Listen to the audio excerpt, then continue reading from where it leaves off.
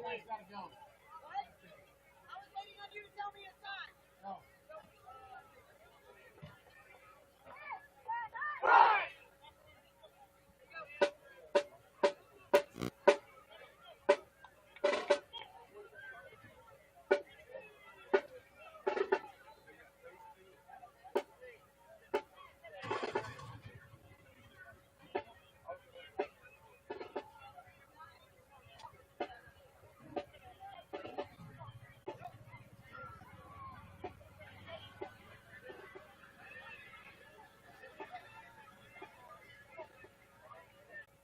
Tonight we are playing the Benton Cardinals. We begin our homecoming coronation with this year's class attendance. Is Bella Wilms. She is the daughter of Brad and Amanda Wilms. Bella is involved in student council and is the freshman class president. She is a member of FFA, FCA, and is on the SHS newspaper staff. Bella plays volleyball, basketball, and soccer. Outside of school, she plays club volleyball for Northwest Force. She is a member of St. Rose of Lima Church. Bella is being escorted by senior Noah Gould. Noah is a son of Phil Gould.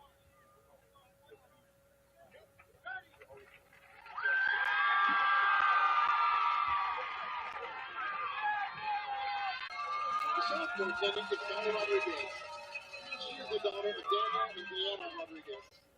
She is an FCA leader and is a student athletic trainer. Molly is also a member of the KCSA swim team. She attends a Renovation Church and is in the youth worship band. Molly is being escorted. Lucas Schussler. Lucas is the son of Jay and Sarah Schussler.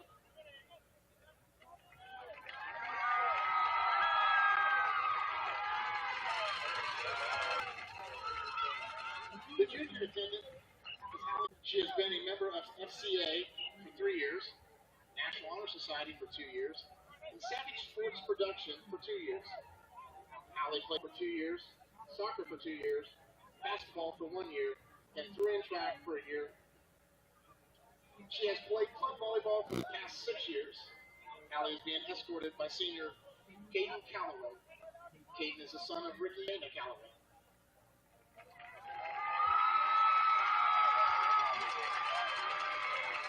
Let's get a round of applause for our 2023 homecoming class attendance. Ladies and gentlemen, it is with great pleasure that we introduce the 2023 SHS Homecoming Queen and leader of FCA and is involved in Savage Media on both the Savage Sports Marketing and the Savage Nation Broadcasting staffs. Abby serves on the executive board of the Student Council and is a member of the National Honor Society. This year she is a peer mentor. Outside school, Abby competes in competitive dance at Varsity School of Dance, and she is a member of Renovation Church, where she participates in both a small group and youth group. For the SA, Wyatt has been an FCA leader for 4 years. He is a member of the Savage Sports Marketing staff, is a peer mentor, and is involved in the A+ program. Wyatt attends First Baptist Church of Savannah, where he is a member of the youth group. Ladies and gentlemen, Abby Eastside Jackson.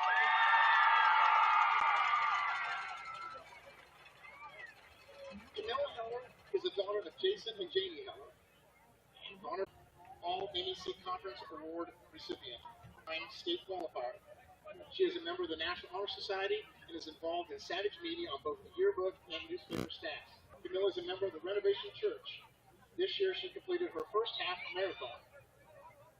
Connor has been a member of the SHS tennis team for 4 years. He was a member of the band for 2 years and FFA for finish up as runner-up 1 year. Ryan has been a member of the National Honor Society for 2 years, FFA for 2 years, and Future Teachers of America for 1 year. She is a member of the A+ program and serves as a peer mentor. Ryan is involved in Savage Media on both Savage Sports Marketing and on the Savage Nation Broadcasting staffs. She is a member of Our Lady of Guadalupe Church. Kale has lettered in football and tennis, and this year is a rookie on the SHS swim team. He has been a member of Student Council for 8 years and serves as the senior class co-president. Kale is a member of the National Honor Society, Health Occupations, and the Savage Nation Broadcasting staff. He has been a peer mentor for 2 years and is on the High Honor Roll. Outside of school, Kale is an avid music enthusiast, playing the piano, guitar, ukulele, and recorder. He is also the proud uncle of Claire Holmes and brother to Concordia Bulldog superstar Cameron Hyder, PO number 5. Ladies and gentlemen, Ryan Schrick and Cale Hyder.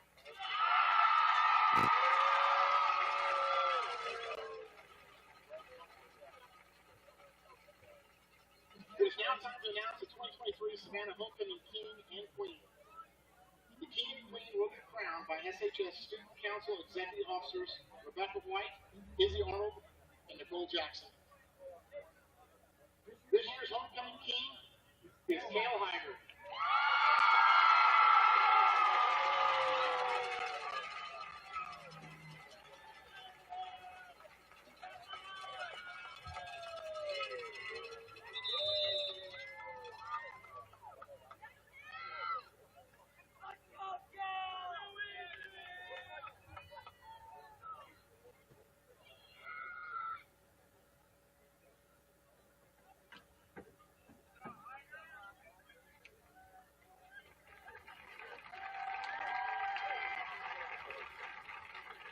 This year's Homecoming Queen is Addie Houston.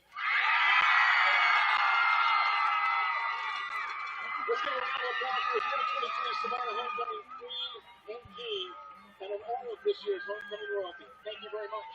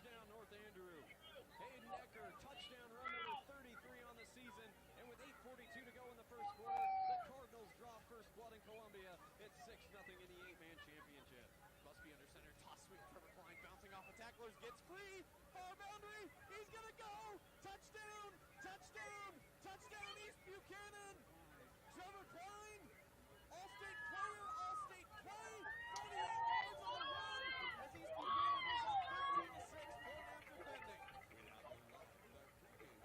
Here's Tommy Reason.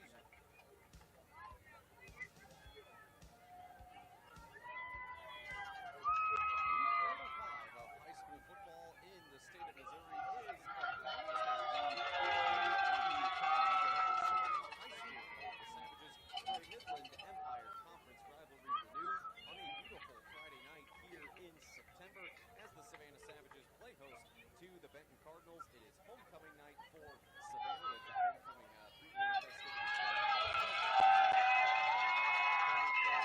Already very packed bleachers on the west side of the stadium here as we speak to you live from the second floor of the Savannah High School press box here at the football field just outside of Savannah High School. Again, it is Savages and Cardinals, a Midland Empire Conference battle, also a Class 4 District 8 contest tonight. StJosephPost.com. Game of the week on Tommy Rezaj. Matt Mike is here as well. Matt will be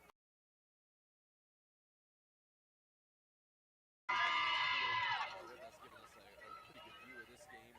Matt, good evening to you. Good to have you back. Good to be back. Hard to believe we're basically right now at the halfway point of this high school football season in the state of Missouri. Got a matchup of two teams. Savannah, again, trying to build off of the success they've had through a 3-1 mark. They've won 2 in a row. They've shut out 2 teams in a row after they opened the season with a shutout win over Northeast Kansas City. The Cardinals have struggled to get going a little bit, losing to a pair of in-city rivals, losing to Central, losing to Lafayette in a close game, and then heartbreak for Benton in the South Side last week when they lost to Lincoln College Prep 25-30. On the Cardinals in this series, but you and I were covering this matchup in the South Side last year, and Benton played Savannah very hard. Let's give one more round of applause to our first royalty here in Savannah.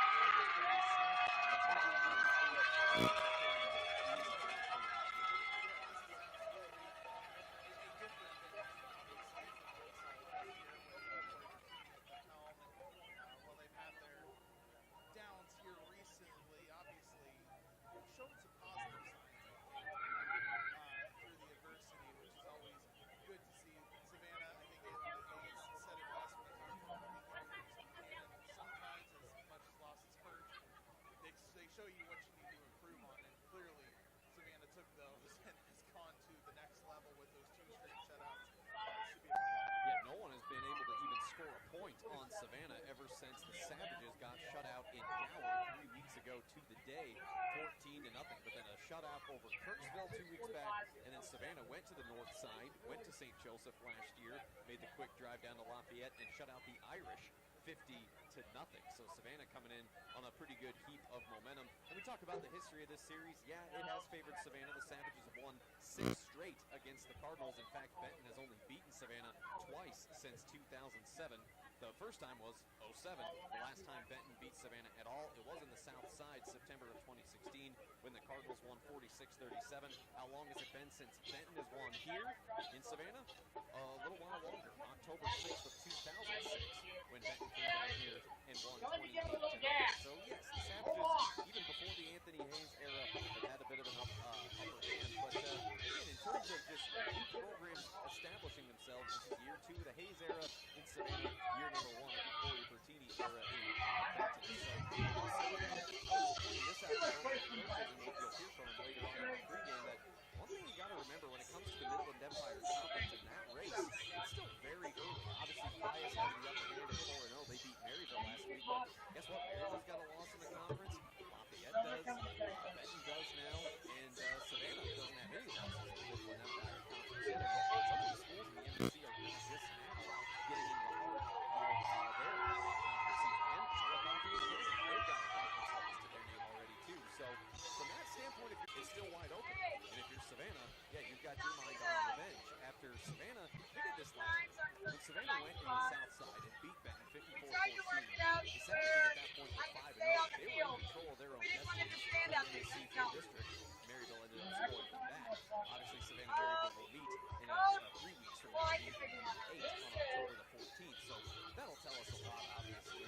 But right now, mid-September, week number 5, things are still wide open. I think that's but Matt, going back to that game last year, Benton has to somewhat remember, if not fixate on the fact that, hey, the Cardinals made it a 27-14 ball game just before halftime. And Savannah was able to punch one in right before the break, go up 34-14. When the floodgates open, suddenly Savannah led by as much. Anything can happen if Benton's able to take care of the football and get Jackson Rich in that offense. Very effective. Oh, they're going to their car. Take the crowd out of it. To slow down. Well, let's look at Benton, the visitors so far. The visitors tonight, they're 1-3, again trying to snap a 3-game losing streak. We're home to a prep team, and that Bears squad out of the Kansas City Metro, they are no slouch. They beat Savannah at home last year. Unfortunately, when Benton lost to Savannah last September, that was the start of a 6-game slide. Benton ended the year last year 0-6, finished the year 3-7. The Cardinals still seeking their first record of 500 or better since 2010. Benton finished 6-4 that year, and every year since it's been sub-500 records, unfortunately. In fact, Benton hasn't had more than 3 wins in a single season since 2016. 16 just so happens to be the last year Savannah in this matchup. Let's take a look at the Savannah Savages. 3-1 coming in. Anthony Hayes, like we talked about, his second year here. 13 wins and 3 losses since taking over here at Savannah. But as we talked about at the top of the show, Savannah has shut out each of their last 2 opponents a combined 92-0, as the Savages have only given up 4 turnovers. So obviously Savannah hoping maybe to clean that up. But Cade Chappelle, the All-State senior running back, doing what Cade Chappelle does. 14 carries, 141 yards, 2 touchdowns. Aiden Knechtenhoff, first-year starting quarterback, taking over the reins from Ethan Dudick. Of course, Ethan was started last year. And Knechtenhoff, 5 carries, 49 yards, 2 touchdowns. Aiden's top target, senior Zayden Snap, 5 catches for 63 yards. We talked about defense, so many impressive individuals on this Savannah defense this year. Starts with Landon Noland, a senior. He had 10 tackles against Lafayette last week. Noland leading this Savannah squad with 48 total tackles this season. Also Sawyer Sprague, Hayden Brown, a couple of ball hawks in the secondary. They each came down with an interception. Matt, you and I have been able to see these teams a bit already this year. We covered Savannah and Benton in that Jamboree, August 18th. We covered Savannah, East Buchanan. We covered Benton, Lafayette. So I think that helps. We kind of know what we're going to get. To me, you got some really talented offensive players. We talked about Jackson Rich of Benton, but Aiden Knechtenhoff, a sophomore, kind of making a name for himself now. And of course, Cade Chappelle, one of the more exciting running backs in this area. Yeah, and I think the most impressive thing about Knechtenhoff, it's much like where it's his ability to do very well. And it's the same with Jackson Rich. Jackson Rich is also very good at doing both things very well, where you got to watch out. If you contain him on the ground, all of a sudden he hits you in the air. So, yes, I'm excited to see these 2 offensive battle. And Knechtenhoffer's numbers relatively modest through the air, but efficient. I think that's the big thing. Knechtenhoffer connecting on 70.2% of his passes, 326 yards, 1 touchdown, 1 interception. But again, mostly on target, 33 of 47. You'll definitely take that. We know Zayden Snap, a very potent receiver out on the edge for Savannah. 16 catches for 239. He leads Savannah with those Benton stats have not been updated past week 1, so their cumulative season stats unavailable just for full context. But we know that Andrew Doherty, a good physical runner for Benton. He is a senior this year. And you also look at what Benton brought back from last season. Trenton Harris, Trey Nowak, 2 returning starters, giving some size and experience up front. Colton Davis, another one of those defenders. He's back after missing all of last year with injury. Gage Snodgrass, a good option that they can run the ball with. They can utilize him in the passing game. And Austin Zambrano-Saxton. Now, the last couple times I've seen Benton play, they like to get it to Zambrano-Saxton. They target him. Doesn't always hooked up. And that loss to Lafayette, there were how many times? I think like 4 or 5 times they tried to get it to Austin Zambrano-Saxton, a senior receiver, and it didn't connect. So I think that's going to be a big thing for Benton. Can you give Jackson Rich a little time there in the pocket, let him utilize the receivers in his arsenal? Also, can Benton get enough of a push up front to get that run game going, try to get guys like Snodgrass and Doherty between the tackles and get them going downhill? Matt, we're going to take a break here in a minute. get our coaches' interviews, but just any closing thoughts before we dive into the rest of the preview. It's just, like you said, it's crazy how fast this football season is moving by. It doesn't feel like it's already in the middle of the week, but excited to see these two teams go at it. You can't underestimate anything. It is murderer's row in this conference week after week. There's no question. It's a beautiful night here after some morning showers. 76 degrees right now, partly cloudy. Should remain dry through the course of the night. Going to get a little windy, and then rain might return to the area by tomorrow afternoon. So, yeah, but for the most part, the weather went through earlier today. Kind of cooled us off a little bit, and the temperature is at 76 right now in the greater St. Joseph area, and we should be down to the low 70s by the time this game is over. So won't need the blankets and the parkas and all that stuff quite yet. It's going to be a pretty pleasant early fall evening. Matt, was the first day of fall, now I'm going off topic, but has the first day of fall happened yet? It's got to be getting close. All right. It hasn't. I mean, I'm seeing pumpkin spice and all this stuff happening. Okay, September 22nd or 23rd is what NBC New York said. I just Googled it. So technically the first day of fall, according to the Farmer's Almanac, is tomorrow. So consider it happy first day of fall Eve here tonight on this 22nd day of September. All right, enough of that. We will take a break. When we come back, we'll actually talk football. We'll first talk with Benton head coach Corey Bertini, Savannah coach Anthony Hayes after that, and kickoff coming up at 7 o'clock. It's our stjosephpost.com game of the week. Benton at Savannah. You're listening to it live on stjosephpost.com. And coming up in just 2 minutes, this broadcast that you're listening to will be simulcast on the Savage Sports Network, so you can stream us there as well. We'll be back in 2 minutes.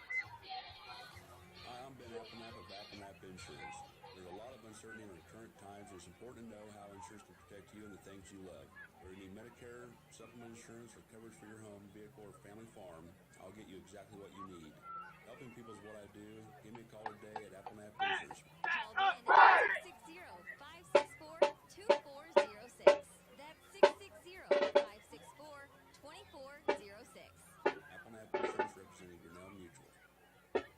Andrew County Oil, with their tanker wagons and tankers, has been a family-owned petroleum business for 37 years. Located at 8751 Highway 71, just north of Savannah, Andrew County Oil also offers a fully stocked convenience store and kitchen. If you're in the mood for a fresh burger or maybe pizza and wings, Andrew County Oil is the place to go. For food, call 816-324-0341. For the tanker service, call 816-324-5654. Andrew County Oil, proud supporter of the North Andrew Cardinals. You don't plan to break a glass, or a window, or an entire storefront. So when it happens, and it probably will, make sure you know who to call for fast, reliable service. Cameron Glass are the experts in glass repair, including whole glass, heavy equipment, residential, commercial windows, mirrors, and shower doors. Now offering free mobile service at no extra charge during regular business hours. Call 816-632-4527. That's Cameron Glass. Online at CameronGlassworks.com. Say hello to Crockett Family Farms Produce. Conveniently located on State Route KK in Rushville, Crockett Family Farms raises their own produce right on site. From sweet corn, pumpkins, squash, and gourds to a greenhouse full and bright with beautiful floral arrangements. Open daily from 10 a.m. to 6 p.m. Hey, we've got any youth football kids. Go over and line that hill for those players coming down, please. Crockett Family You got Farms Tom Hustle over there. sponsor of the DeKalb Tigers. All of our youth. You don't even have to be a football player. If you adults want to go over and line the hill, you're welcome to too. Welcome I'll back give you a to minute. Savannah High School, our Week 5 game of the week on stjosephpost.com. Back in the Midland Empire Conference once again. It's homecoming here in Savannah tonight, and they will take on the Benton Cardinals from the south side of St. Joseph. Benton 1-3 on the year, but boy, oh boy, close to their second win of the year last week in a thrilling game against Lincoln College Prep. Lincoln College coming away with a 23-20 overtime win against the Cardinals, and now Benton coming in obviously hungry to get some redemption there and hoping for their first win over the Savages. Since Looking pretty good. We're pleased to be joined by the head coach of the Benton Cardinals, Corey Bertini, and man, Corey, you guys had two Some pretty wee little games tops on the over there. south side each of these last 2 weeks with Lafayette and Lincoln. Sadly, two close games that don't go your guys' way, but so much to be encouraged by still by the effort last week. Just thoughts on a hard-fought game last Friday. Yeah,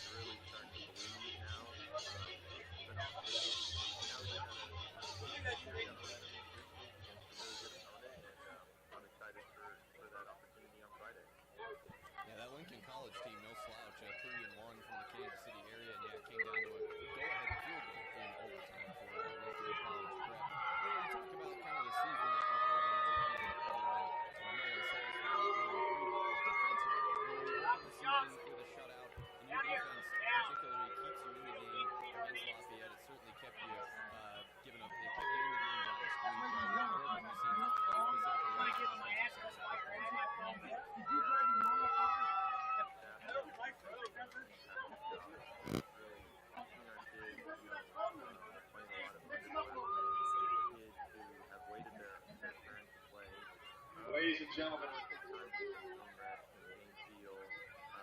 But kids are starting to get them out. Yeah, if I could please get you to remove all headgear and face the south end zone, the marching savages will perform our national anthem.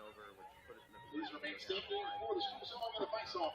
So I think for the kids to see Thank that you. on film, all of these things that we've been preaching about, our effort, our attitude, and toughness, and just playing hard through the whistle, like to see that on film and on tape, it's been awesome. So yeah, credit to our defense. Offensively, we just gotta keep grinding and executing, and we're gonna get things rolling here soon. So I'm excited for that. Absolutely. We're speaking with Benton head football coach Corey Bertini as the Cardinals go on the road, though they don't have to go far, just to basically the outskirts of St. Joseph, taking on Savannah, a Savage team that comes in at 3-1. Well, Savannah, they got shut out by obviously a great East Buchanan team on the road, and they've since paid it forward, shutting out each of their last two opponents. Kirksville and then Lafayette, they go into the north side and win 50-0. So obviously they're coming in on a pretty good wave of momentum. But I think back to this game last year, we covered it in the south side, and for 90% of that first half, you guys were right there with them until Savannah had a bit of a scoring explosion, capitalizing on some Benton special teams miscues and things, and game kind of got out of hand. But as we saw, you guys, if you take care of business, you can compete with these guys. I know it's a different season, and they have a lot of talented players, but in your mind, what's the key to simply staying with them and just being competitive in this game? Yeah, well, offensively, defensively, and especially on special teams last week. And so for kids to see that and believe and understand really like what we're trying to do, I think that's huge. We've had a good week of practice so far this week. We know it's going to be a tough opponent. Savannah's a really good team, and Coach Hayes is doing a great job.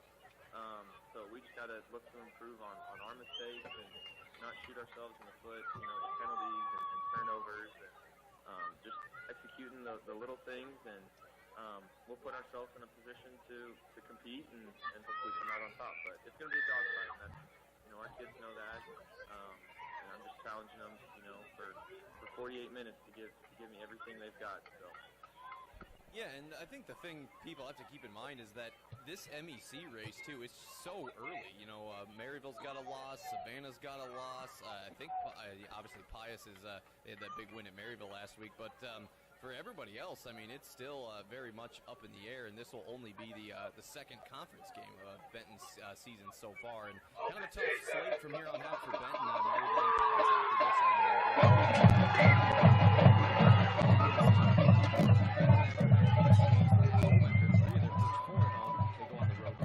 Savannah tonight at 7 o'clock, and we'll carry the game here on stjosephpost.com. That is Benton head football coach Corey Bertini. Cardinals and the Savages coming up here tonight on St. Joseph Post. Thanks as always for the time, and best of luck out there. Yeah, thanks for having me.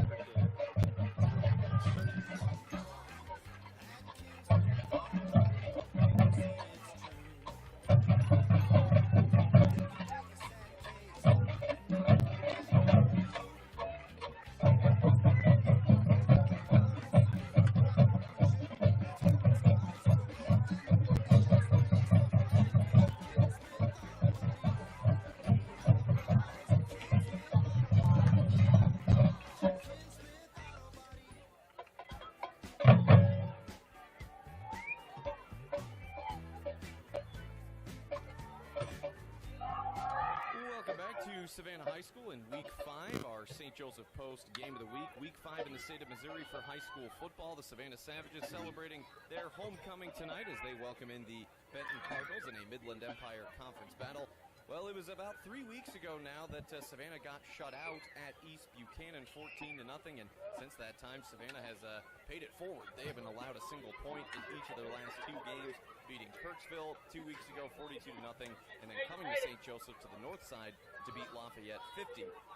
So the Savages certainly with a lot of momentum coming in. We're pleased to be joined by Savages head coach Anthony Hayes. Well, Coach, after kind of an offensive shootout week 1 against Portageville, a defensive scrap against East Buchanan that you guys lose, but each of these last 3 weeks combined, you guys have given up 14 total points. I think that's a pretty good number right there. Just how do you feel like, just starting with your team and coming off that loss, obviously the response has just been tremendous. How have you seen that kind of playing out on the field? Yeah, the first couple of weeks, honestly, were a little frustrating for us as coaches and our players as well. We felt like we did some nice things offensively and didn't play up to par defensively week one.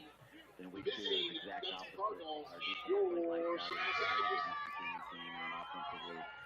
Savannah High School is a proud member of the Missouri State High School Activities Association. So it's been nice. And we want to remind all spectators that this game is not only competitive, but it's also an educational experience for all players play well on and both sides students. of the ball.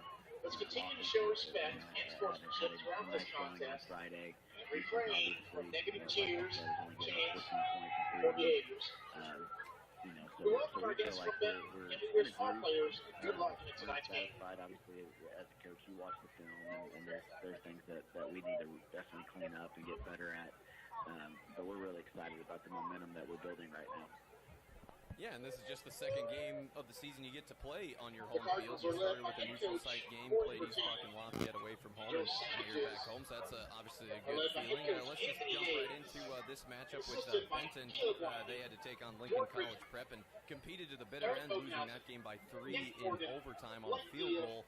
And I was talking to Coach Bertini earlier, and I covered that game last year in the South End, and for 90% of that first half, it was anybody's game, and then your guys made some big plays right at the end of the half to go up big. But obviously, they have a new coach, Coach Bertini, in his first year there.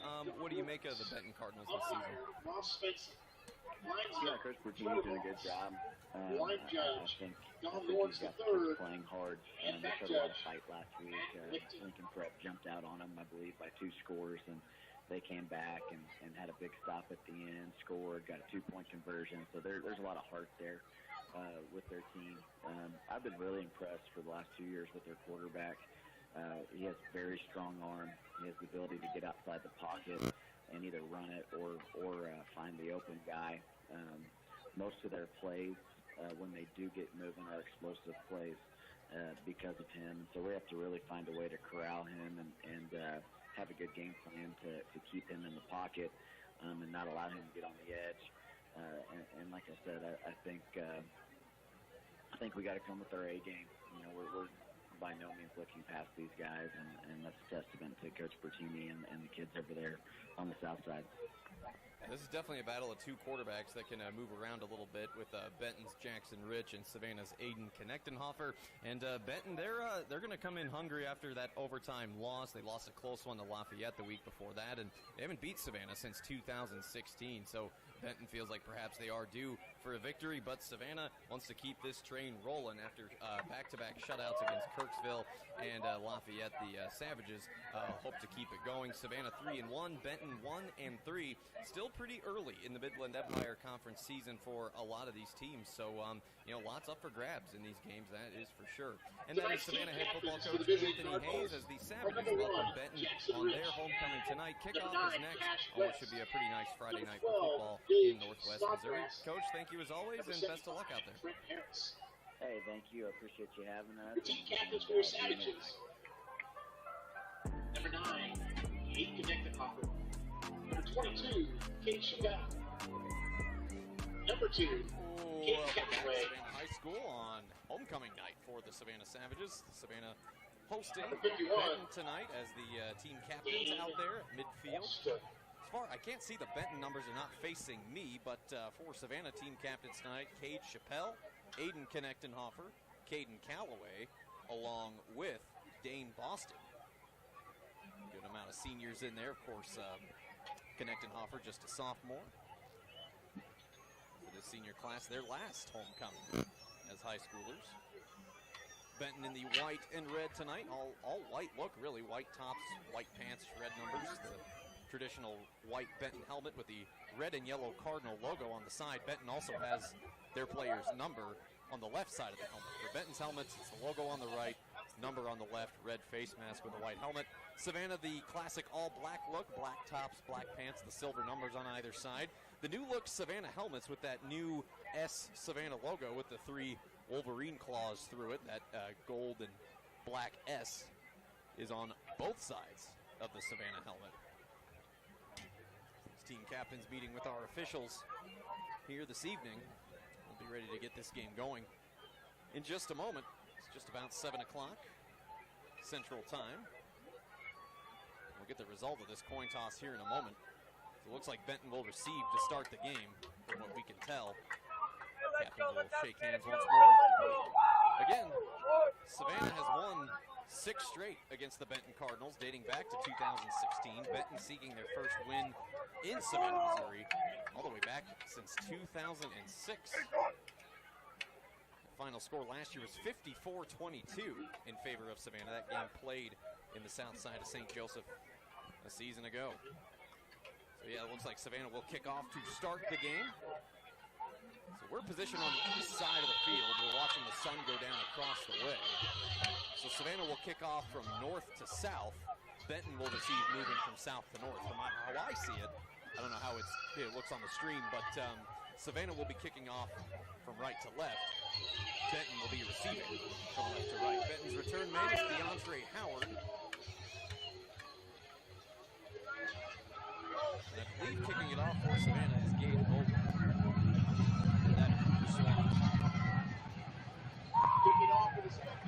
Actually, we're going to check that. It's Camden Arnold, number 30, who puts his hand in the air. Ball is teed up at the 40. And we are ready to go. Week 5 of high school football in the state of Missouri. Our stjosephpost.com game of the week, also streaming on the Savage Sports Network. Savannah at home against Benton. Here's the shallow kick fielded at the 20-yard line. Benton with a little bit of daylight goes Donovan Cooper. In the middle of the field, takes it up to the 30-yard line. That's where Benton will set up shop. So about a 10-yard return. Pretty decent coverage there on the return of the Savages. So Benton will get the ball to start this game. A chance to go down and maybe get some points on the board. Strike first. 11:54 to go, first quarter. Benton's Jackson Rich, the junior, returning starter at quarterback. Jackson Rich threw for over 200 yards the last time he saw Savannah. Rich will be in the gun with 2 receivers stacked on top of each other each way. Rich throwing it out in the flat. This pass is caught by Savannah. Saxton has the ball far side. Savannah recovers. The first play of their series as Sawyer Sprague comes up with a fumble recovery. Well, Benton had the ball for all of 6 seconds. And Savannah takes over deep in Cardinal territory. Hard to say, I couldn't tell immediately who forced that fumble, but Savannah will take over. 1st and 10 at the Benton 40, 11:48 to go, first quarter. That would have been close to a first down. I think it would have been a first down on the catch by Zambrano Saxton, but he coughs up the football. Of course, Savannah had a couple of INTs in their victory last week up at Lafayette, as Connected Hopper gives to Cade Chappelle. A little stretch play left, and Chappelle finds some daylight up to about the 34. It should be a gain of about 6. They might give him the 33, which in that case would be a gain of 7. Andy Doherty leads the stop for Benton. I'll go 7 yards for the senior Cade Chappelle. Chappelle, he had himself a day when he played Benton last year. Take a look at those numbers.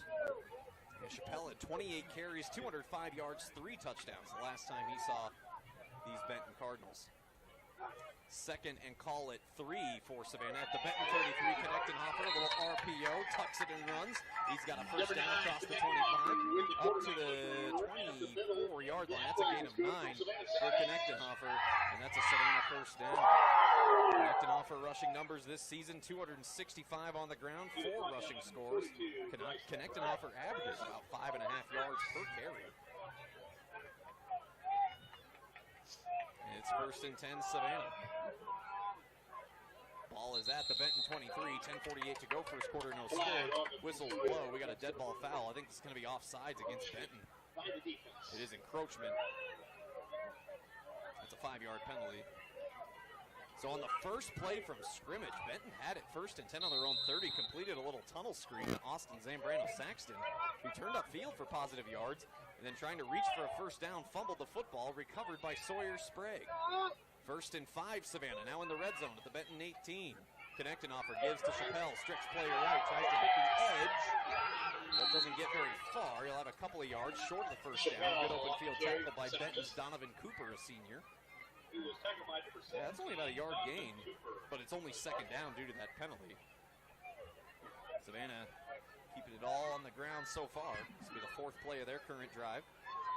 Second and about 3 for the Savages. Ball at the Benton 15-yard line. The stands opposite of us, they are packed. A lot of black, a little bit of red. The fans that made the trip from St. Joe's. Second and 2. Here's connecting offer with blockers. He's inside the 10. Tackled at about the 4-yard line. Number 9, connecting offer. Aiden connecting offer. Good healthy run. Again, leading the stop for Benton, Donovan Cooper. But that's going to be a gain of 11. So connecting offer, 2 carries for 20 yards. It's first and goal, Savannah. Just inside of 10 minutes to go, opening quarter, no score. The Savages recovered a fumble at the Benton 40-yard line and then been on the move ever since. First and goal officially from about the 3-yard line. Savannah penetrating the south end zone, connecting offer in the gun. Chappelle behind him, gives it to Cade. Nowhere to go. In fact, tackled behind the line for a loss. Bryson Brown, senior linebacker, gets there first. Loss of 2. It'll be second down and goal. And this has been 5 straight run plays for Savannah. So far a 5-play, 35-yard drive, which started due to that Benton fumble. Again, I welcome those of you listening live on stjosephpost.com or watching on the Savage Sports Network. I'm Tommy Rezach. So glad you're with us tonight. Second and goal for Savannah at the Benton 5. No score, inside of 9 minutes left first quarter. They give it to Chappelle, little stutter step, gets to the outside. Can he hit the crease? No. Able to get back to the line, nothing more. Great containment by Benton there. Cash West along with Trey Nowak. Nowak, a senior and returning starter. No gain, you get third down and goal. The best you can do here, obviously, if you're Benton, force a fourth down, create a decision. I mean, if Benton stops Savannah short, do the Savages elect to go for it? Of course, Ethan Dudek was a pretty good field goal kicker for Savannah last year. Snap split out wide to the left for Savannah. Connectenhofer fakes it to Chappelle, and then he gives it at the last second to Jackson Seegers. Seegers will sneak in to the end zone. On third down, Seegers finds the daylight he needs. The junior Jackson Seegers. For him, that's his third rushing touchdown of the season, and Savannah draws first blood on their homecoming night. It's 6-0, 8:18 to go in this first quarter. Point after coming up here. Snap looks good, sending it through the south uprights, and connecting on the PAT is sophomore Camden Arnold. With 8:18 to go in the first quarter, your score is Savannah 7, Benton nothing. We'll pause for 30 seconds. Kickoff is coming up next. You're listening to high school football on stjosephpost.com and the Savage Sports Network. You started hauling freight to see the countryside, the open road, and you like helping folks, but there's always more red tape and a bunch more paperwork. You got enough to worry about, so we make things easier. When you need help with your rig, Johnson's Diesel Service in Union Star is the place to call. Count on them for everything from service to engine overhauls. Johnson's Diesel Service will get you back on the open road ASAP. Call 816-593-2127. That's Johnson's Diesel Service. Well, Jackson Segrist only carry of that drive, a 5-yard touchdown. Completes a 7-play, 40-yard drive. Took 3.5 minutes off the clock. Savannah recovering a fumble thanks to Sawyer Sprague. They turn it into points. 7-0 Savannah. Here's a deep kickoff.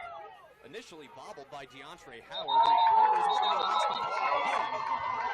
But he's cooled down, but rather a disastrous kick return by Benton. They field it at about the 5. Bobbled not once but twice, and they're able to fall on it at the 9-yard line. First and 10 for Benton, deep on their own end. I guess they'll give them the 10. 7-0 Savannah, 8:12 to go first quarter. I'm Tommy Rezach. Matt Pike down the field taking photos for us. Reminder, you can find a full recap of this game with interviews, a full game broadcast that'll be podcasted. Interviews, pictures, a full recap on our website, stjosephpost.com. First down handoff here for Benton. They'll keep it on the ground. That carry by Gage Snodgrass, the sophomore. Not a lot. About a yard there. Number 18, leading the stops for Savannah, the tackle machine, Landon Noland. He had 11 stops against Lafayette last week. Second and call at 9 for Benton. Benton received the ball to start the game, fumbled on their first play from scrimmage, and it's put the Cardinals in an early hole. On second and 9, Benton goes to the air, throw it out in a flat pass caught Zambrano Saxton. It was Zambrano Saxton who fumbled the last time. This time he secures it on a little screen, but not a lot of room to go there. Savannah stops that pretty quickly as Zambrano Saxton only a gain of about 2 on that pitch and catch. Parker Braley leads the stop, and it makes it third and I'll call it 7. Scoreboard says 8. I'll go 3rd and 7 for Benton. About their own 12-yard line. Rich in the gun, empty backfield. He sends Snodgrass out in the slot left side. 3 receivers left. Rich looks to throw for a second, trying to step up and run. He's got nowhere to go. Ripping him down again is the junior Landon Noland. Maybe a yard on the run for Jackson Rich. Nothing more. It looks like Benton will have to punt it away, keep on their own end. So to bring up a 4th down. So Benton has touched the football twice, but they haven't so much as achieved a first down yet. Again, Savannah, they haven't allowed a point since East Buchanan scored 2 touchdowns in a 14-0 win over the Savages in Gower 3 weeks ago. Going away for Benton from his own end zone is Boston Cook. Not the longest of kicks either. It only gets to about the 35. That's fielded by Parker Braley. And Braley gets up to the 30, so really, only about a 17-yard net on it. It's about a 25-yard punt, thereabouts, and a 5-yard return. So again, some special teams miscues, obviously the turnover on offense. I mean, Savannah, chance to potentially take control here early. They took over at the Benton 40 the last time, now they're at the Benton 30. 6:23 to go, first quarter already, 7-0 Savages. And Benton defense with their backs against the wall here.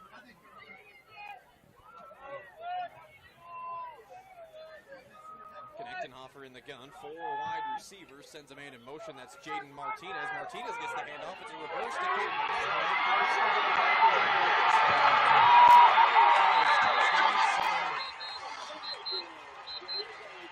Caden Callaway, the senior, a team captain tonight. The initial handoff went to Martinez, a reverse around the right side. Callaway with room to run. However, we got a flag down far side. This could be coming back. I think it will be. Well, that's a break here for Benton. That's the first penalty of the night for Savannah.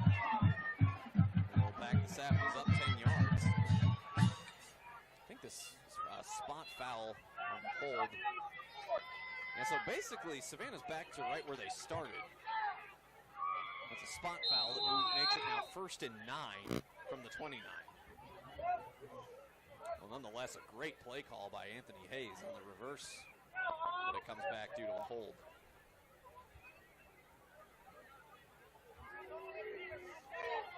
6:15 to go, first quarter, so it's still 7-0 Savannah after the penalty.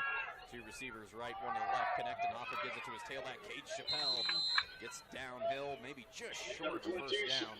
Making the tackle for Benton was Bryson Brown.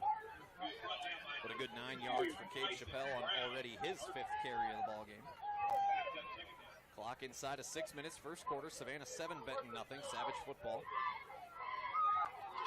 Savannah's got a road test at Cameron next week. Benton will be back home to face Maryville a week from today as we get into the meat, the teeth, the belly of this MEC football schedule. Knechtenhofer in the gun. Chappelle behind him, trips right. Man in motion is Martinez. Oh, fumble on the exchange. Looks like Savannah dove on it. And a bad snap, and Cade Chappelle able to drive on that football. That's going to back Savannah up a couple of yards. Make it 3rd down, so this is your opportunity if you're the Benton defense. Make some sort of a stand. Actually, that's a loss of about 3. Make it 3rd and 4 for Savannah at the Benton 24. Savannah moving from right to left as we see it, or from north to south.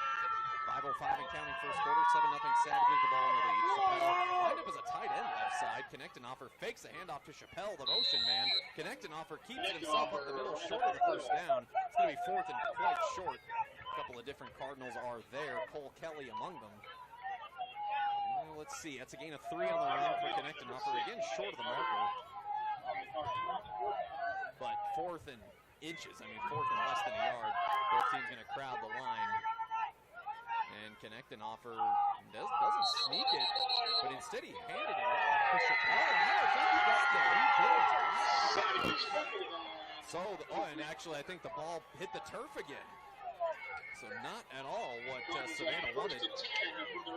I didn't see the ball come out. I think Savannah recovered it, but because of that, it's a turnover on downs. Savannah did not get the first down, so a huge stop by this Benton defense. Question is, can Benton take advantage? 1st and 10 Cardinals on their own 20. 4:32 to go first quarter. Savannah 7, Benton nothing. Cardinals try to achieve their first down. Jackson Rich on play action, back to throw, deep strike down the far boundary, incomplete. Overshoots the intended receiver, Trey Nowak. Zayden snap in on the coverage for Savannah. That'll be 2nd down and 10.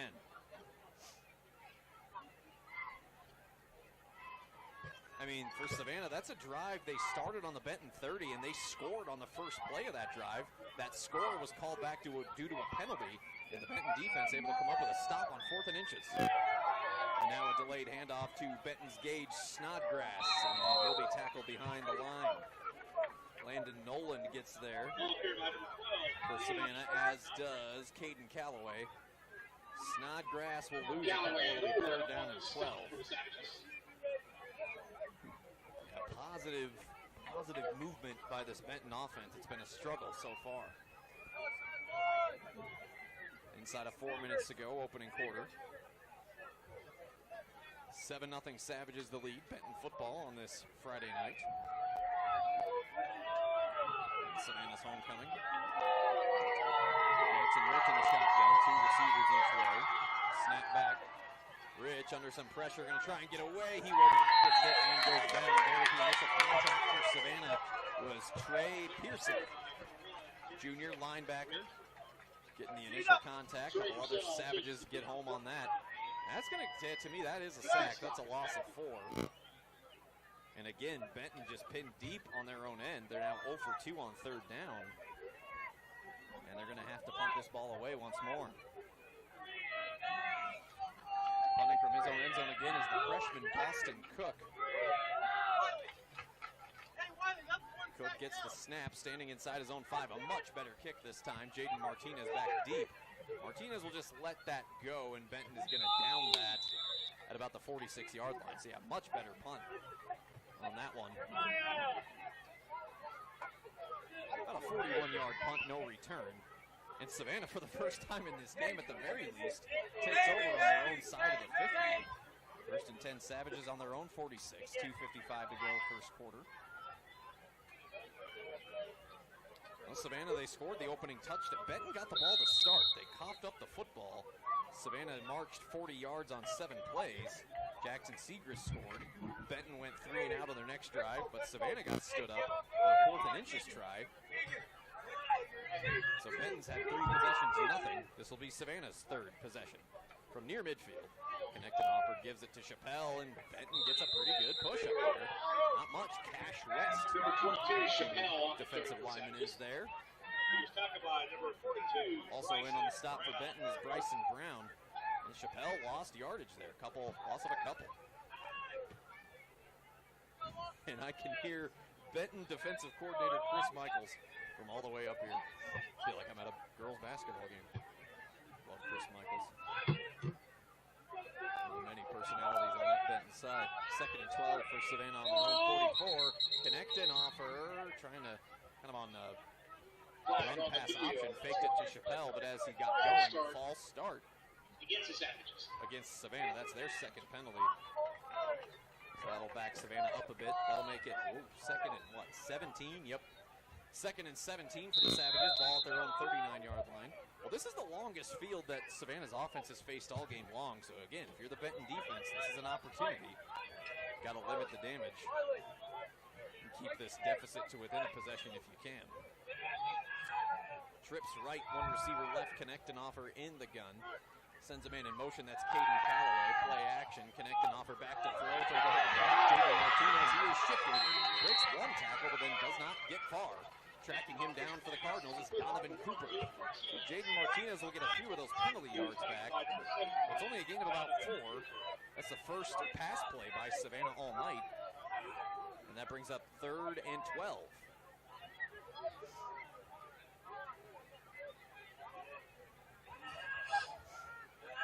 Savannah so far tonight, 1 for 2 on 3rd down. We're inside a minute and a half to go first quarter. 7-0 Savages the lead. 3rd and long, though, for Savannah on their own 44. 2 receivers left, 1 to the right. Connect and offer in the gun. A little bootleg, rolls to his left, throws. That's caught. Zayden snap. Very close to the marker. Good tackle by DeAndre Howard. I think Snap has got it. He does. Up to the Benton 44-yard line.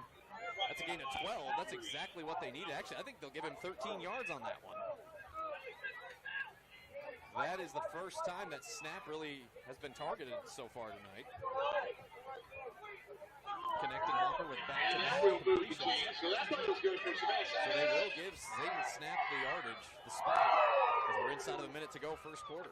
1st and 10, Savannah back in plus territory at the Benton 44. Here's a handoff, Cade. Chappelle starts right, cuts inside.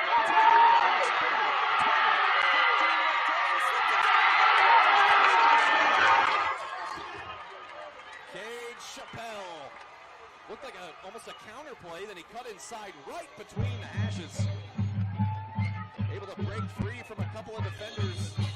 Benton tried to save the touchdown. They could not. There goes Cade Chappelle. His 8th touchdown of the season. And Savannah now goes up 2 scores, 13-0 with only seconds left in the first quarter.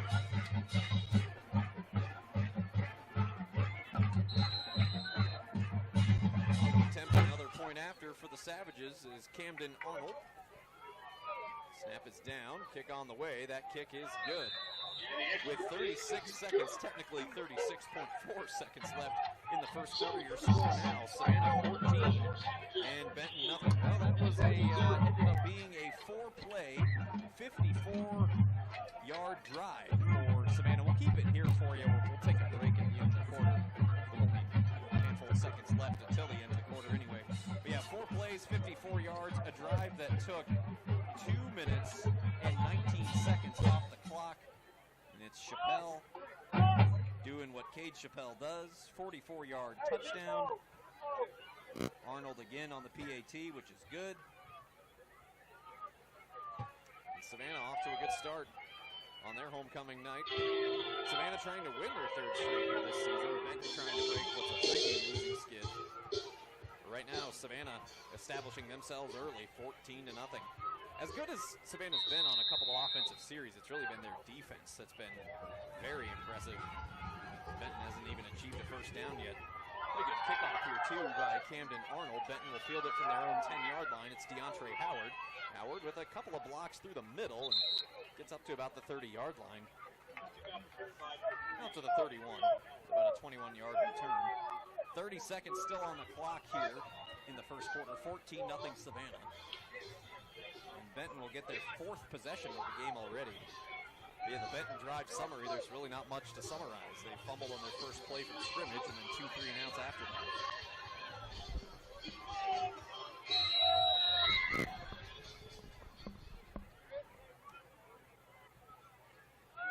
Here we go. Here's Benton, 1st and 10 on their own 31. Rich, ooh, he on a little quarterback draw. He faked the handoff to Doherty. Rich tried to get running up the middle. He put his knee in the ground, kind of slipped, and he's going to lose yards.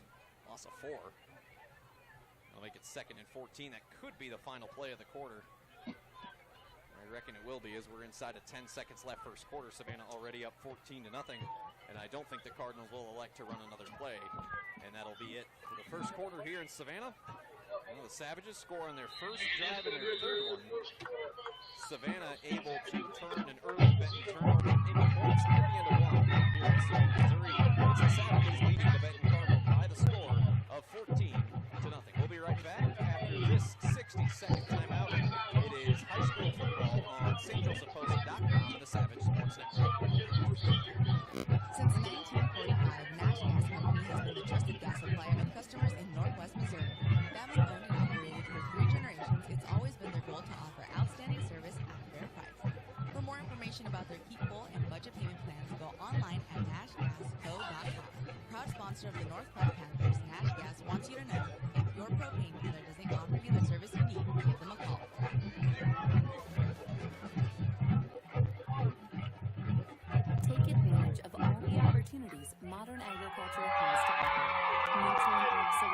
can help you every step of the way, providing a comprehensive portfolio of innovative products, enhanced digital tools, and unmatched customer service, plus global resources and local expertise to help you lead the field this season and beyond. Contact your local crop consultant or visit nutrienagsolutions.com.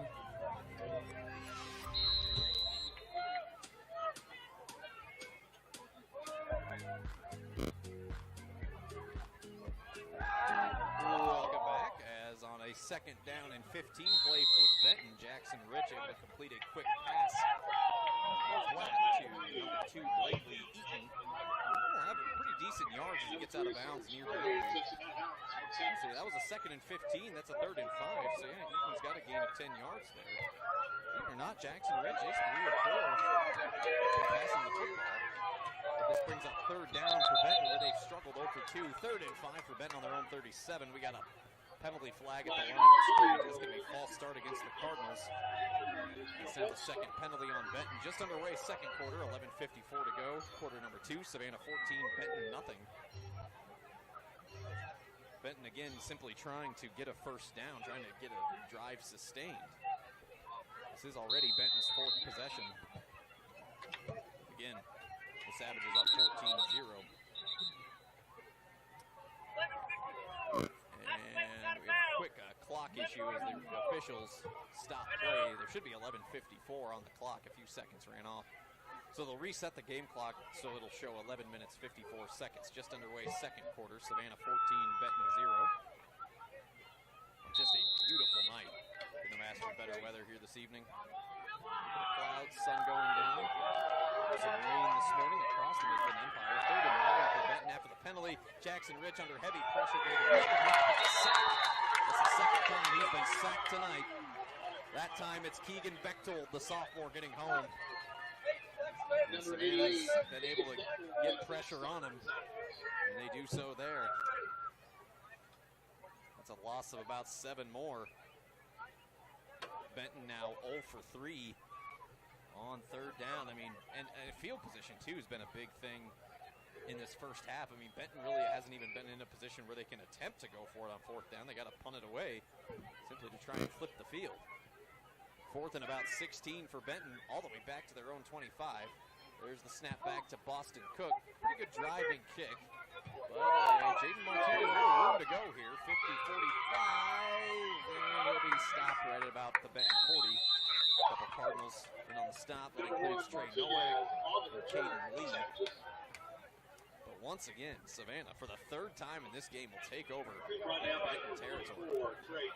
I mean, so again, Savannah's been having these short fields, which has not helped the Cardinals' cause. 10:55 to go, second quarter. Your score, Savannah 14, Benton nothing. Savages back on offense. Split out wide to the right is Max Howe. Trips left. Zayden snap out on the edge there. The officials will place the ball and get us rolling here. Connect and offer in the gun. Chappelle right behind him. There's the whistle. We're ready for a snap. Connect and offer. Checks off to the sideline. Still 20 seconds on the play clock. And taking their time between snaps. Snap back to Connect and offer. Goes out the flat. Zayden snap. Makes a catch. 40, 30. He's dangerous. Look out. 30, 25. First down. Slip the tackle. 20. Runs into a couple of Cardinals there. But he's all the way up to the 15-yard line. Is Zayden snap. Oh, snap. As he's brought down by Gabe Snodgrass. That'll put Savannah squarely into the red zone at the 15. 26 yards for the senior Zayden snap. Not surprisingly, Zayden getting a little bit of college attention versus buddy, former teammate Alex Hopper. Signing to play football in Ottawa in the state of Kansas. 1st and 10 for Savannah at the Benton 15. As Connect and offer throws it out in the flat. They're going to rule him out at the 1. Savannah was signaling touchdown. It's going to be 1st and goal, though.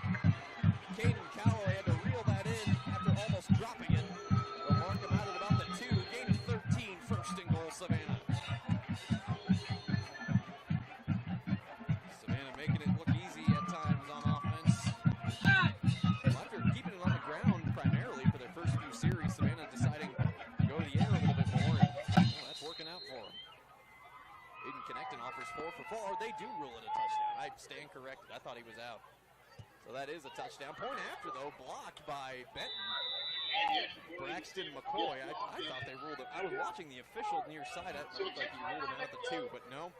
That'll instead go down to the 15-yard touchdown from Aiden Connectenhofer to Caden Calloway. Yeah, I thought he was out. I'm sorry. Well, either way, 10:29 to go in the second quarter. And Savannah has struck again. With, again, Calloway almost dropped that ball, just kind of a little dump off from the flat. And the point after, though, blocked, so it makes it 20-0. But still, Benton has their work cut out for them as if they didn't already, but especially so now. So Jackson Segrist, Cade Chappelle, each with rushing touchdowns for Savannah. Caden Calloway hauls in a receiving touchdown. That's his first of the year. That's just the second passing touchdown this season for Aiden Connectenhofer. Camden Arnold, little squib kick, fielded by Benton on their own 25. It's Andy Doherty. Doherty, not a lot of room to go, but he gets up to about the 36, about an 11-yard return. Well, this will be the best starting field position of the night thus far for Benton. 1st and 10 Cardinals on their own 36. 10:23 to go. We're in the second quarter. It's 20-0 Savannah.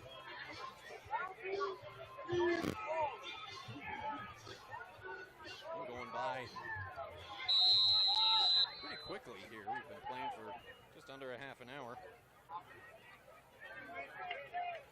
We're already in the second quarter. Benton needs something going on offense. Trying to keep it on the ground. Rich, I think, kept it himself. He did. A little zone read, and Savages bottle him up. Caden Calloway, Gage Bolden to get home. Yeah, running the football especially has been just an absolute struggle for Benton right now.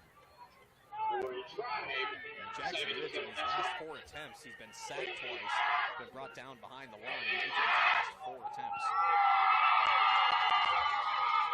And we saw it, I mean, way back a month ago in the Jamboree when these two matched up. And that's what made that East Buchanan game so entertaining, even though Savannah lost. Was, I mean, matchups in the trenches, physical, smash mouth from start to finish. Jackson Rich looking at the flat to Zambrano Saxton, again open but not connected. I talked about that in pregame about Benton, is that I go back to that loss to Lafayette. There were several times in that game where they tried to target who I would argue is probably one of the more experienced and talented receivers in Zambrano Saxton. They target him a lot, but just like that right there, a little miscommunication, doesn't always connect. And now all of a sudden, in the blink of an eye, it's 3rd and long for Benton on their own 33. 9:39 to go, second quarter, 20-0, Savannah the lead. Send back to Jackson Rich, gets it at eye level, under some heat, able to get away for the moment, throws to his right, throws over the middle, that's dangerous! Oh, that was Trey Nowak.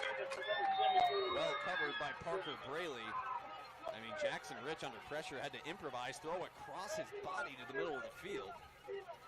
I thought that was going to be caught. Pretty good coverage by Savannah to force the incompletion. Well, that's 0 for 4 Benton is now on 3rd down. And again, Benton just too deep on their own end to even think about going for it. They have to punt it. 9:29 to go, second quarter. Savannah 20, Benton 0.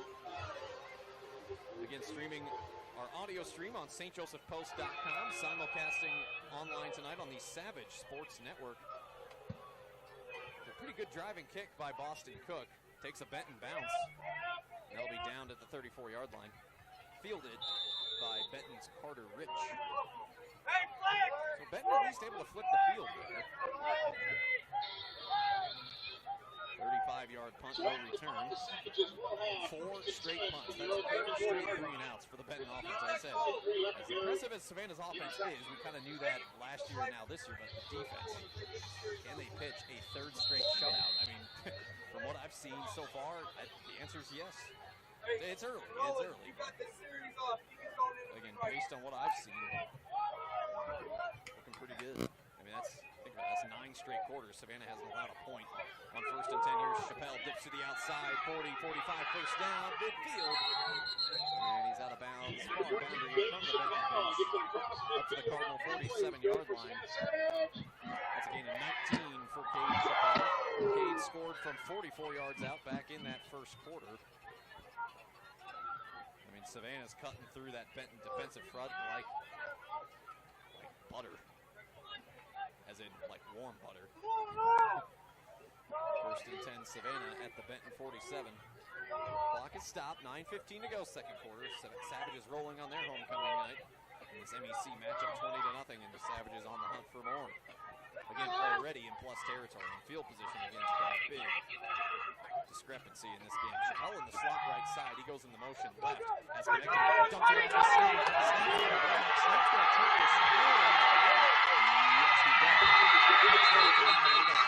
All the way back at the 43-yard line. I think that's going to be a hold out on the edge by Savannah. That'd be twice in this game where a Savannah touchdown is taken away due to a holding penalty.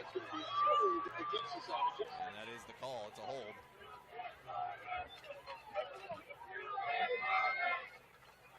So that would have been about a 47-yard touchdown to Zayden Snap. They're going to call a hold on the edge, and that takes the touchdown off the board for now. Again, a spot foul will make it first and call it 17. Yeah, let's go with that. All right. That'll be a push the Savages back across midfield. Yeah, first and 17 for Savannah, back on their own end. Savannah on their own 47-yard line, now moving from south to north or from left to right as we see it. 20-0. Savannah the lead. For Savannah, this is their 5th possession. They've scored touchdowns on 3 of their first 4 possessions. And before they take this shot, Coach Anthony Hayes wants to talk things over. Timeout, Savannah will step aside. 9:05 to go, second quarter. Savannah 20, Benton nothing. Savage football when we come back. It is high school football on stjosephpost.com. Say hello to Crockett Family Farms Produce. Conveniently located on State Route KK in Rushville, Crockett Family Farms raises their own produce right on site. From sweet corn, pumpkins, squash, and gourds to a greenhouse full and bright with beautiful floral arrangements.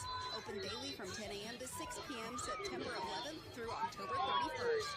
Stop on in and check out all their fall produce and decorations. Crockett Family Farms Produce, proud sponsor of the DeKalb Tigers. We're back. Savannah, Missouri, Savannah High School, stjosephpost.com game of the week, also streaming again tonight on the Savage Sports Network. Score update from North Kansas City. North KC leading St. Joseph Central 7-3. That's first half update. That's early second quarter now. Mid-Buchanan leading Lathrop 14-0. That's late first quarter. Here's Savannah, 1st and 16 on their own 47.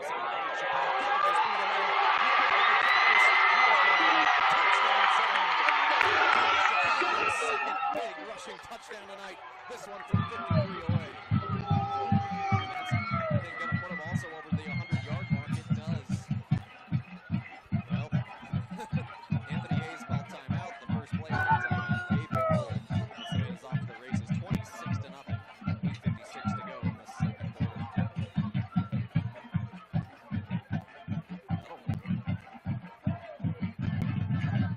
Crowd mic back on. There we go. Well, Benton blocked the last PAT. Is lining up for it again is Camden Arnold. Snap is down, kick on the way.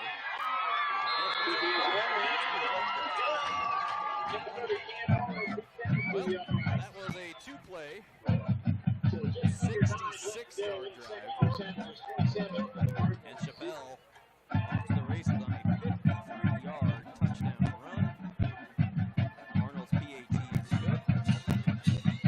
And again, now with 8:56 to go in the second quarter, your score is Savannah 27 and Benton. 2 plays, 66 yards, drive took less than a minute off the clock. 41 seconds only off the clock there. Well, we knew Savannah was certainly the favorite going into this matchup, and that has played out so far. But a lot of game to go. 8:56 left, second quarter. Cameron Arnold does kick it up. Arnold will kick it near side. That takes the roll inside the 5. What's Benton going to do here? Fielding at their own 1. Yeah, boy. And that doesn't go very far. Benton's going to be out at their own 4. A little pooch kick. I thought that was heading out of bounds. That took kind of a bounce further toward the middle of the field. And Benton just not really in a position to make a play there. And Donovan Cooper kind of had to come in at the last second. Ooh, boy. Little has gone right for Benton early on. It's going to be 1st and 10 Cardinals on their own 4. 8:51 to go, second quarter. Benton has punted on each of their last 4 drives. Fumbled on the first play from scrimmage. Gives you an idea just how this night has gone for the Cardinals. 1st and 10 at about their own 6. Oh, the snap will go to the back of the end zone. Safety for Savannah. That'll add to Savannah's tough. The tones for the missed point after there by Savannah. They'll make it 29-0. Oh, boy.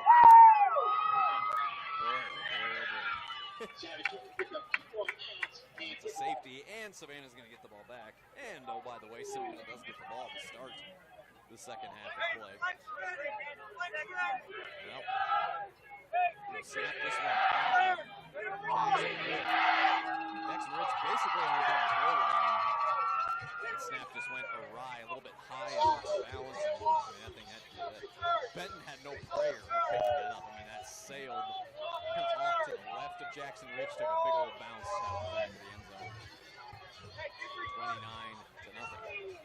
Savannah's lead. Free kick coming up.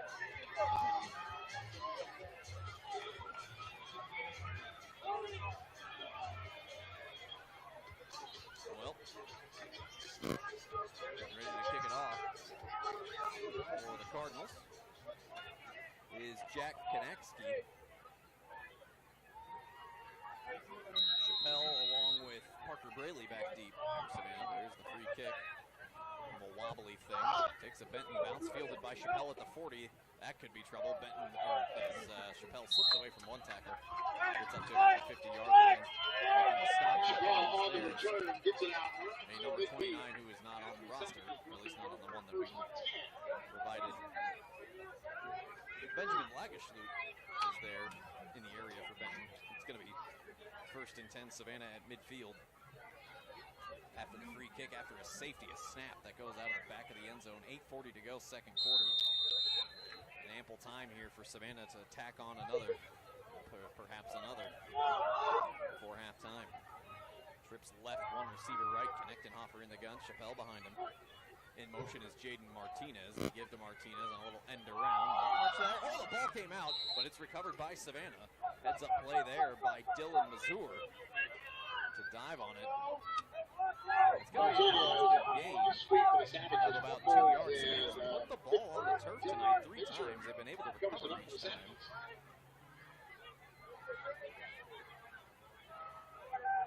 Second and 8 for Savannah. Now at the Benton 48. Whistles and a flag coming from the line judge far side. That's going to be offsides on Benton, or encroachment. Encroachment is when you make contact with a player on the offensive side before the snap. Offsides is a neutral zone infraction. Either way, it's a 5-yard penalty. That's the 3rd penalty tonight on Benton. All of the 5-yard variety procedural penalties. Second and 3 for Savannah at the Benton 43. Snap back to Knechtenhofer. Looks left, now throws right.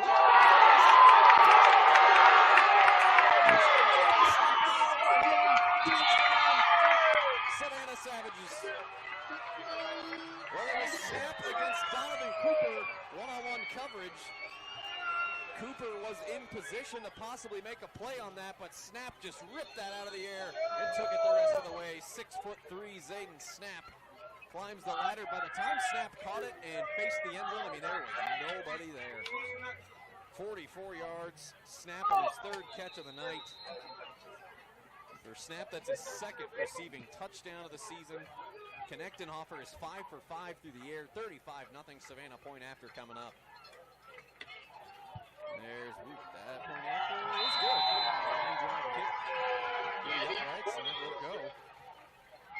Well, that was a 2-play, 50-yard drive for Savannah.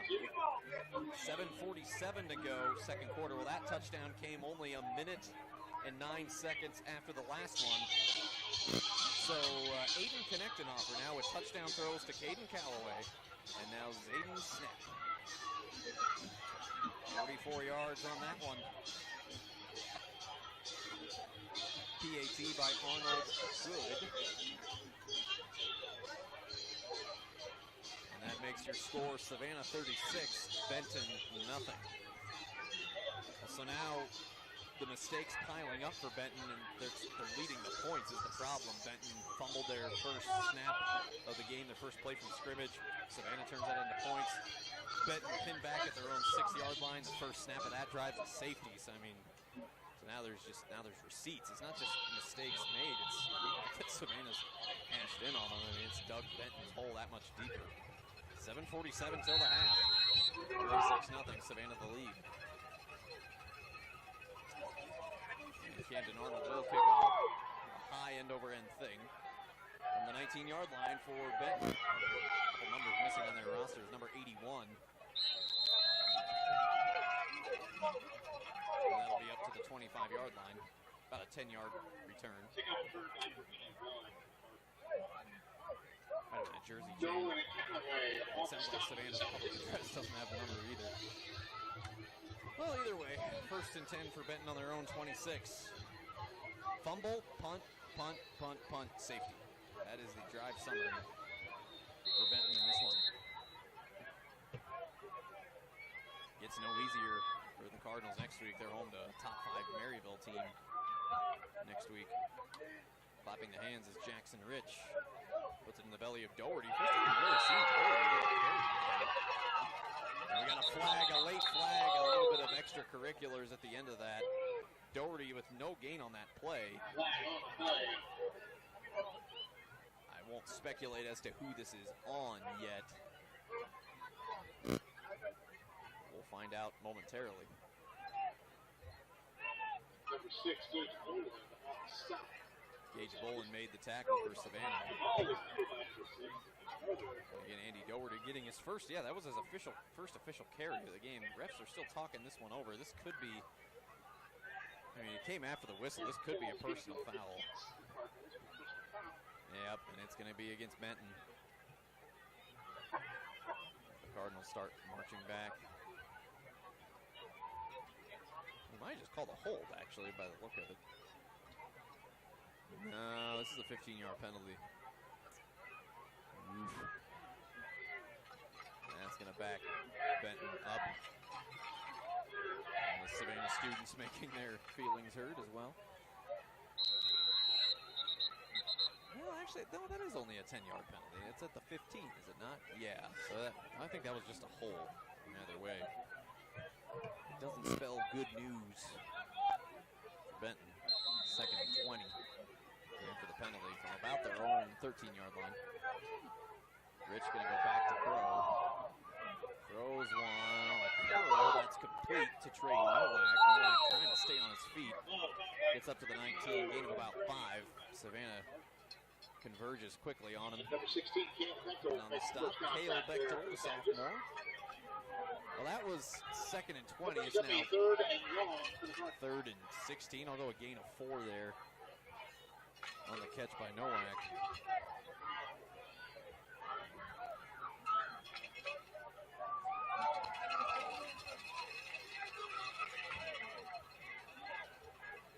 And any progress on offense for Benton has been quite incremental. Benton 0 for 4 on 3rd down. Rich back to throw, rolls to his right, plants. That's the 3rd Savannah sack this evening. Getting home on that one for his 2nd sack. It's Trey Pearsall, 5'9" junior, 195-pound linebacker. Boo, boo, boo, boo. Yeah, that backs Benton all the way up to the 5. That is a loss of 14. I mean, that was a deep drop. by Jackson Rich. Thing is, he's able to, we know Rich is a pretty mobile guy, but Savannah's bringing the house, and he's planting and throwing. Rich hasn't, unfortunately, Rich has not really been able to make a lot of throws on the run. Rich is able to get away from the rush, but oftentimes he's been planting, and that's been giving these Savannah defenders a little more time to get home and get these sacks. And now Savannah has to punt from their own end zone. The punt will take a bit of a Benton bounce, but then come to rest at the 34-yard line. And Savannah once more, that short field, taking over at the Benton 34, 5:50 to go until halftime. Add in the fact that Savannah gets the ball to start the second half, and the story of this game might already have been written. 36-0, Savannah will lead. In the second half, obviously we're nearing that run block area, of course. There's that. And the fact that I think a lot of different guys on both sidelines will probably get to play some snaps here tonight. 1st and 10 for Savannah at the Benton 34. Knechtenhofer in the gun, gets the snap, puts it in the belly of Jaden Martinez, will end around. Able to get away from one would-be tackler, but Benton able to swallow that up. Braxton McCoy. Also Donovan Cooper is there. That'll be a loss of a couple on the run. Again, at the end around to Martinez. Okay, also a loss of 3 there.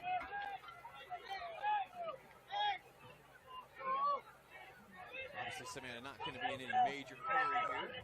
Max Howe split out wide to the right. Chappelle in the slot right side. He goes in motion. And before the snap, at the snap, there's a flag down at the line. That's how the ball start.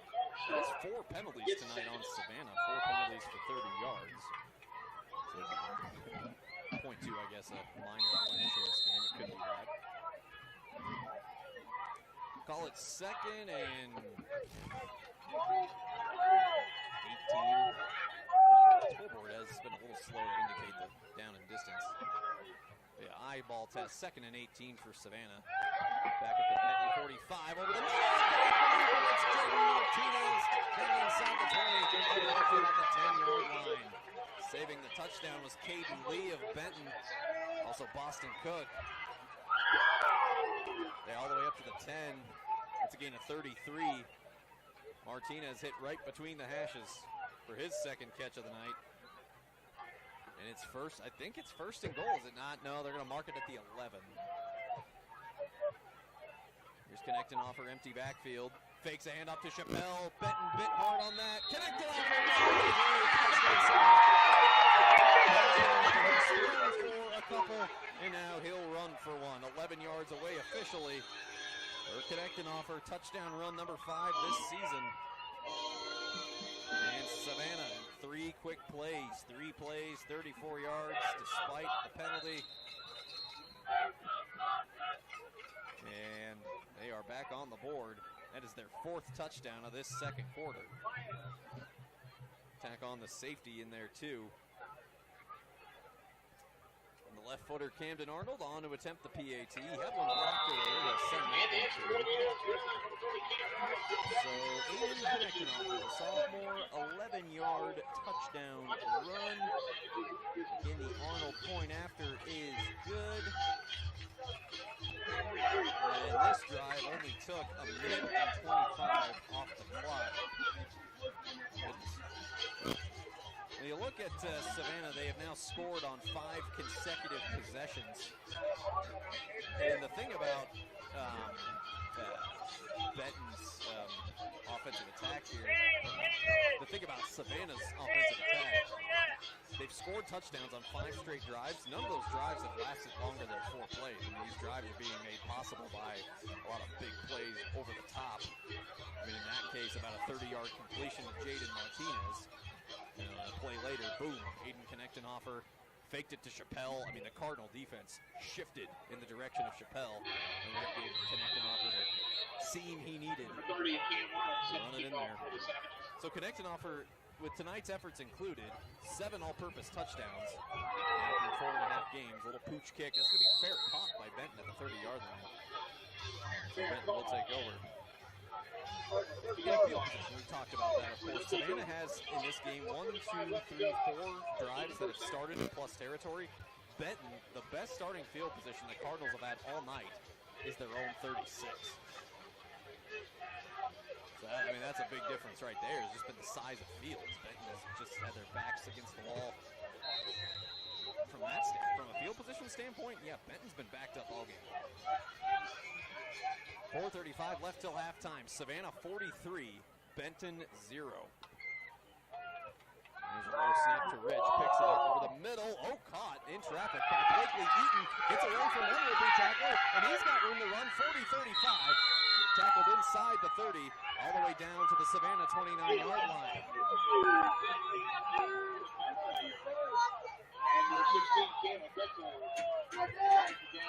That's a gain of 40 yards for Blakely Eaton.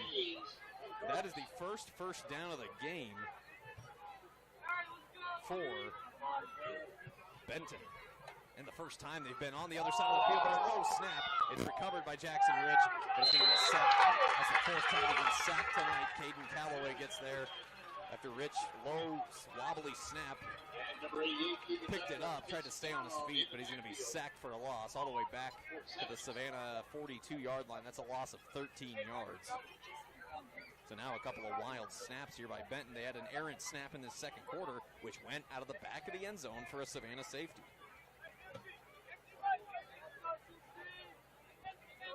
3:46 and counting, second quarter, 43-0 Savannah the lead. Benton at least threatening. Strips left, two receivers right. Rich in an empty backfield. Back to throw, rolls to a ball. Rolls on the run. There he goes. Completes it to Zambrano Saxton. That's Austin Zambrano Saxton.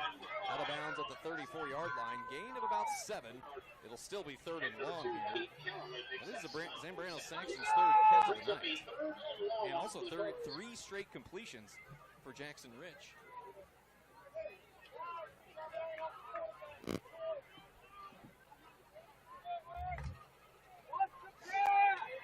Third and call at 15. Benton is 0 for 5 on third down tonight.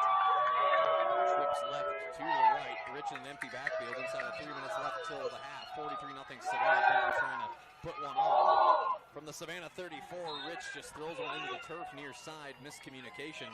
The only receiver even close to there was Austin Zambrano Saxton. Blakely Eaton was also out there.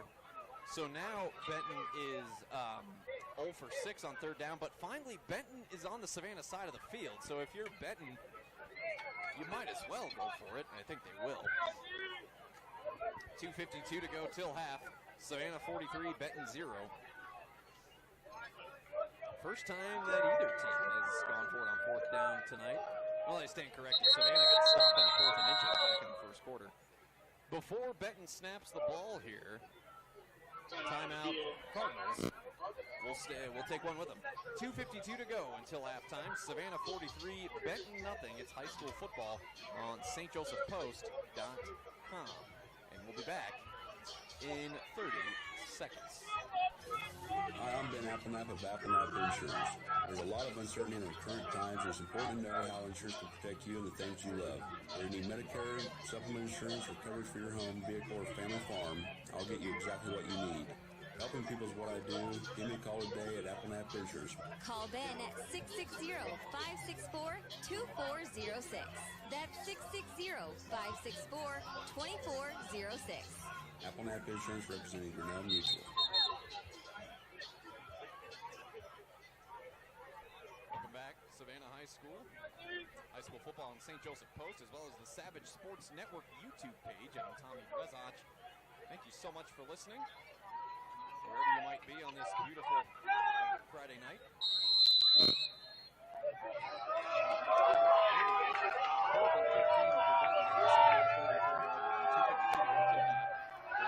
Savages the lead. Jackson Rich back to pass. The play is going to be whistled dead. Keegan Butler is going to be credited with another sack.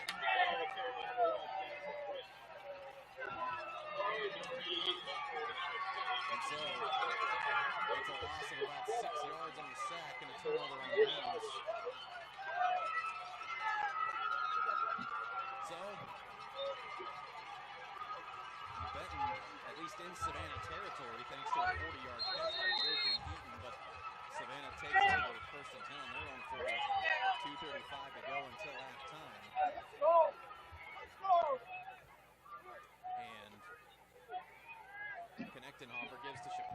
Bounces to the left, slips through a couple of lanes.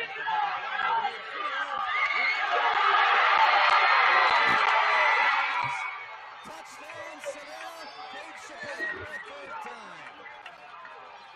60 yards. What a day, Paige Chappelle. Touchdown runs of 44, 53, and 60 yards. And Savannah nearing the 50-point threshold, and we're not even at halftime yet, 49-0.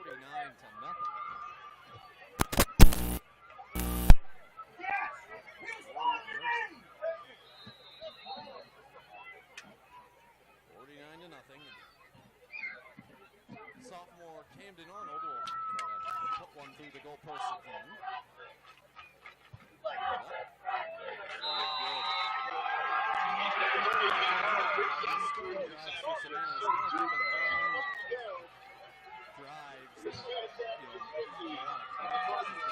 Couple plays here or there. In this case, one play, 60 yards, 13 seconds. Paige Chappelle, need I say more? 50-0. So this matches Savannah's point total of what they had in the north side last Friday night when they beat the Irish St. Joseph 50-0.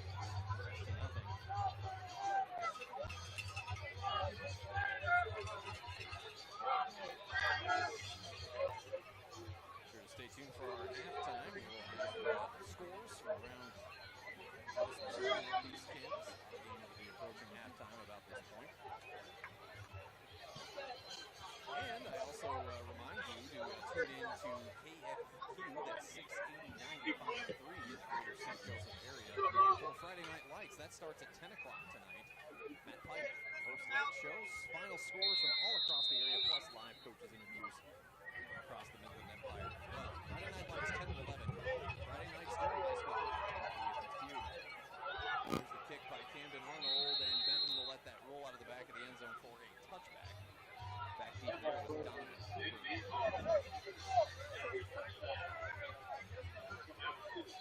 So for Benton, you've got two.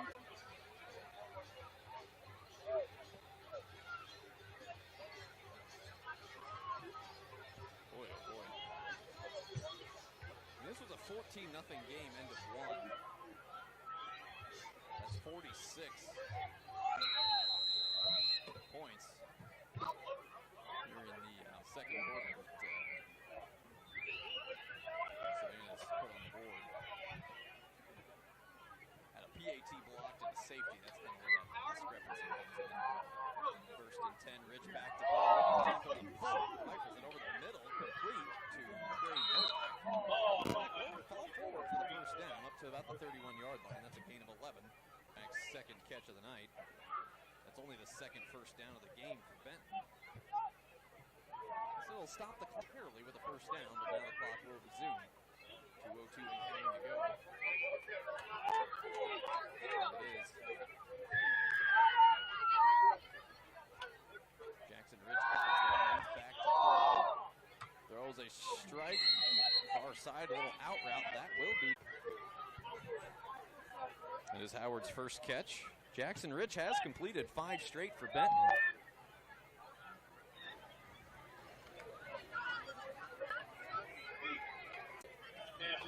Trying to hit Austin Zambrano-Saxton. Again, that'll skip into the turf. And it's an incomplete pass. 3rd and 3.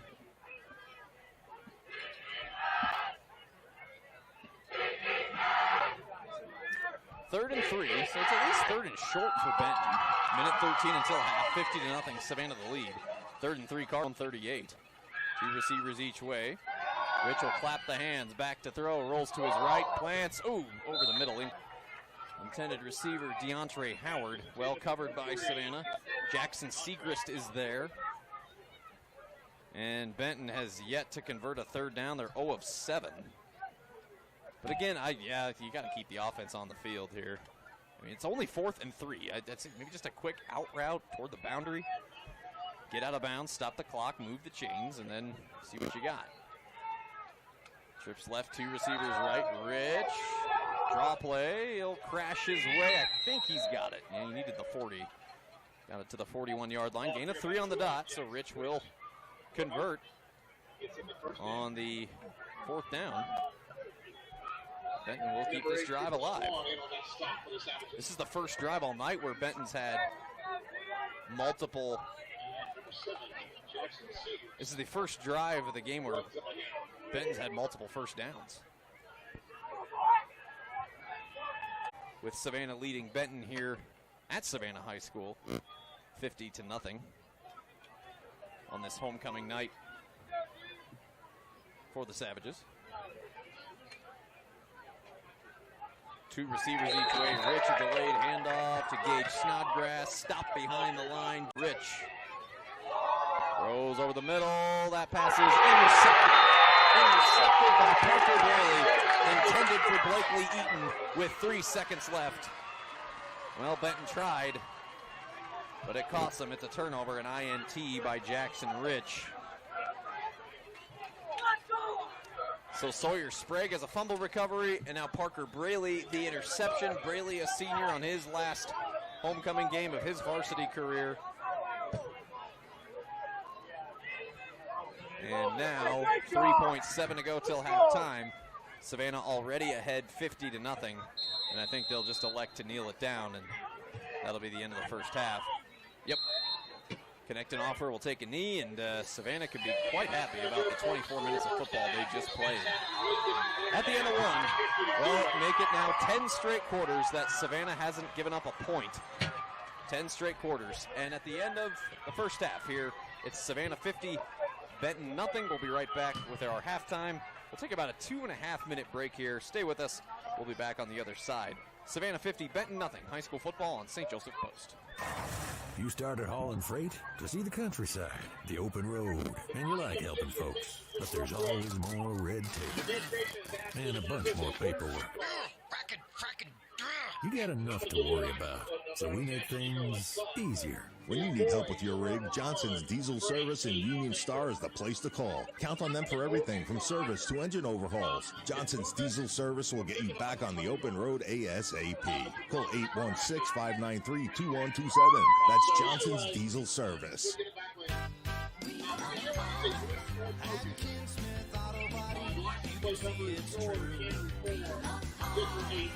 can take a sad case and make it look like new. We've got the skills, we'll get the parts. Our pride of workmanship, that's where it starts. The wrecked and neglected just breaks our hearts. 'Cause at Ken Smith Auto Body, we love cars. At Ken Smith Auto Body, we love cars. At Ken Smith Auto Body. Since 1945, Nash Gas Company has been the trusted gas supplier of customers in Northwest Missouri. Family owned and operated for 3 generations, it's always been their goal to offer outstanding service at a fair price. For more information about their keep full and budget payment plans, go online at nashgasco.com. Proud sponsor of the North Platte Panthers, Nash Gas wants you to know, if your propane dealer doesn't offer you the service you need, give them a call. Take advantage of all the opportunities modern agriculture has to offer. Nutrien Ag Solutions can help you every step of the way, providing a comprehensive portfolio of innovative products, enhanced digital tools, and unmatched customer service. Plus, global resources and local expertise to help you lead the field this season and beyond. Contact your local crop consultant or visit nutrienagsolutions.com. When you shop with Premier Ag, you can be assured customer service is their #1 priority. Premier Ag calls Albany, Bethany, and Stanberry home. And in their house, they have high standards.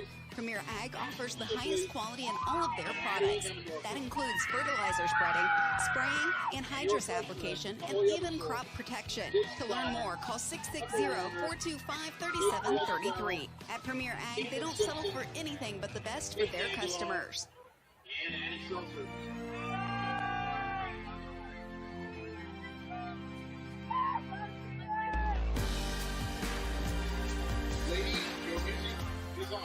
We welcome you back to Savannah High School, Savannah, Missouri, on this Friday night football game. It's homecoming in Savannah, and by all accounts, a happy homecoming thus far as Savannah leads the Benton Cardinals at halftime, 50-0. 8-0. Well, Matt Pike back upstairs, by the way. He was down there taking in the action at field level, snapping some pictures for us. Again, a full recap of this game, including interviews, a full recording of this broadcast, a full recap of the game, stjosephpost.com, and click on sports. You can find it all there. Well, Matt, I mean, what more can you say? I mean, this was a 14-0 game at the end of the first quarter, and Savannah on each of their last 6 possessions, touchdown. They did get the ball back with 3 seconds left. They elect to go to a knee there, but a couple of Benton turnovers that first half, and errant snap by Benton that goes out of the back of the end zone for a safety. So 14-0 at the start of the second, and floodgates definitely opened up a little there in the second quarter. Yeah, absolutely. It was pretty unbelievable just being down there on the sideline and just feeling the energy from this Savannah sideline. Just the way this defense has stepped up. 10 straight scoreless quarters. Yeah. It's just it's unbelievable. It's unheard of. Well, maybe not completely unheard of, but very hard to do. And they're just completely standing up and shutting Benton down from doing anything. Yeah, that's right. Benton able to achieve only 3 total first downs in that first half. Benton was 0 of 7 on third down the first half, and the Cardinals at least had what I count as an 8-play drive going that started at their own 20. Blakely Eaton had a 40-yard catch, so inside of 2 minutes, Benton, it looked like they were going to maybe be in position to throw a touchdown or get on the board, that is. Well, they like to run a run play. They get tackled behind the line. A lot of time runs off. And then with like 12 seconds to go, Benton goes to the air. Jackson Rich going over the middle, and it was the senior Parker Braley coming up with that interception right before the half. But I go back, I mean, Benton's back has been against the wall since really, literally, the beginning. The reason I say that, you go back to the first play from scrimmage, and Benton had what looked like a first down completion to Austin Zambrano-Saxton. Problem is, as Saxton was kind of leaping or lunging forward to try and get the first down, ball came out. I couldn't tell at the time if it was forced out or just came out, but either way, that fumble was recovered by Sawyer Sprague. Savannah, they turned that into points 7 plays later with Jackson Segrist, a 5-yard touchdown run. So 7-0 Savannah, 8:18 to go in the first quarter. And then I count 4 straight drives where Benton went 3 and out. So you take that into consideration. But let's go back to about the middle of the first quarter. Savannah takes over after a short punt by Benton. 1st and 10 Savages at the Benton 30-yard line. 4th and inches. Savannah put the ball on the turf, got stood up. So at that point, you're thinking, all right, if you're Benton, you're at your own 10-yard line. Can you do anything with it? No. That was 4 straight drives, 3 and out. And after that turnover on downs, that was Savannah's second drive. 6 consecutive touchdown drives. And the thing is, each of those last 6 touchdown drives by Savannah, none of them are more than 4 plays. 4 plays, 54 yards. 2 plays for 41. 2 plays for 66. 2 plays for 50. 3 plays for 34. Then the last touchdown with 2:22 before the half, 60-yard touchdown run. Cade Chappelle bounced outside, shedding tacklers, running in front of his own student section far boundary, and that was kind of the cherry on top. Plus you add the safety. That was early second quarter. Benton pinned back deep on their own end, and that snap went out of the back of the end zone. And there you go, 50-0 Savannah. And the problem for Benton now, too, Matt, is that Savannah will get the ball to start the second half. The good news is, if there is a good thing out of this for Benton, and for both teams, really, you're going to see a lot of different personnel. A lot of your young guys are going to get to play in this game. So if you're Benton, you look at it like, hey, Kirksville got shut out, Lafayette got shut out. Let's not be like Kirksville and Lafayette. Let's get points on the board. So I think that's going to be Benton's really only focus this second half. Come out of here with some pride, come out of here with something to take home, and just come out of here with some more positive tape, because there just wasn't a lot of it that first half. Yeah, Benton has shown some positive. Like you said, there wasn't a lot, but in that first half. But I think the big costly thing for Benton is, like you pointed out, the drives where they were getting positive gains, turnovers, penalties, mistakes, just kind of slowed that momentum down. Clean that up, and I think, like you said, seeing different personnel, you'll be able to put some points on the board if you can just clean that up. Yeah, 4 penalties by each team, that definitely hasn't helped. 7 first downs in that first half by Savannah, but really the chunk plays too have been what's burned Benton a little bit. When you consider Cade Chappelle had touchdown runs in the first half of 44, 53, and 60 yards. Aiden Connectenhofer 6 for 6 through the air. Connectenhofer himself has run for a touchdown. Connectenhofer has thrown touchdown passes of 44 yards to Zayden Snap, Another of 15 yards to Caden Calloway. Snap as per usual, the lead receiver, as he has 3 catches for 79 plus 4, 3 catches for 83 yards and the touchdown. Jaden Martinez, 2 catches for 34. Cade Chappelle, well over 100 yards. Without adding it up, right away, I'd say he's about at the 180-yard mark through that first half. So, yeah, I mean, Savannah's been able to run their offense. Ever since Savannah got stood up on a 4th and inches, Savannah put it on the turf. Savannah put the ball on the turf 3 times that first half, believe it or not. They just recovered it each time, and I remember, Savannah called the timeout mid-second quarter. First play out of that timeout, boom, touchdown to Zayden Snap. So it's looked pretty effortless for Savannah at times, and you go back to the Kirksville game in week 3, so 92 plus 50, 142 to nothing. That's the margin Savannah's outscored their opposition since they left Gower in week 2. They get shut out by East Buchanan, and that's lit a fire under the behind of this Savage program as they lead Benton here at the break 50 to nothing.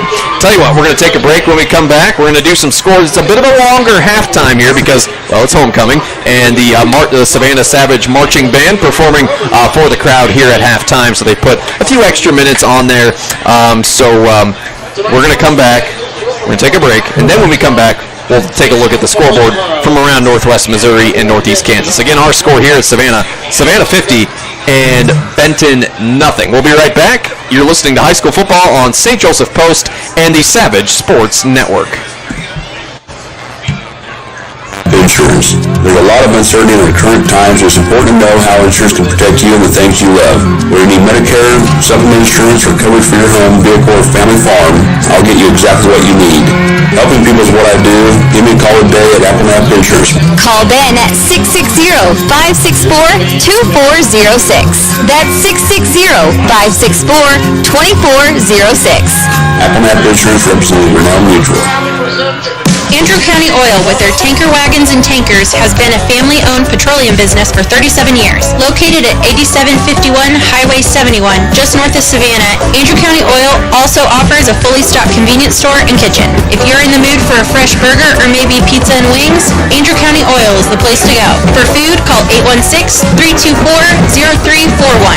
For the tanker service, call 816-324-5654. Andrew County Oil, proud supporter of the North Andrew Cardinals. You don't plan to break a glass, or a window, or an entire storefront. So when it happens, and it probably will, make sure you know who to call for fast, reliable service. Cameron Glass are the experts in glass repair, including auto glass, heavy equipment, residential, commercial windows, mirrors, and shower doors. Now offering free mobile service at no extra charge during regular business hours. Call 816-632-4527. That's Cameron Glass. Online at CameronGlassWorks.com. Say hello to Crockett Family Farms Produce. Conveniently located on State Route KK in Rushville, Crockett Family Farms raises their own produce right on site. From sweet corn, pumpkins, squash, and gourds to a greenhouse full and bright with beautiful floral arrangements. Open daily from 10 a.m. to 6 p.m. September 11th through October 31st. Stop on in and check out all their fall produce and decorations. Crockett Family Farms Produce, proud sponsor of the DeKalb Tigers.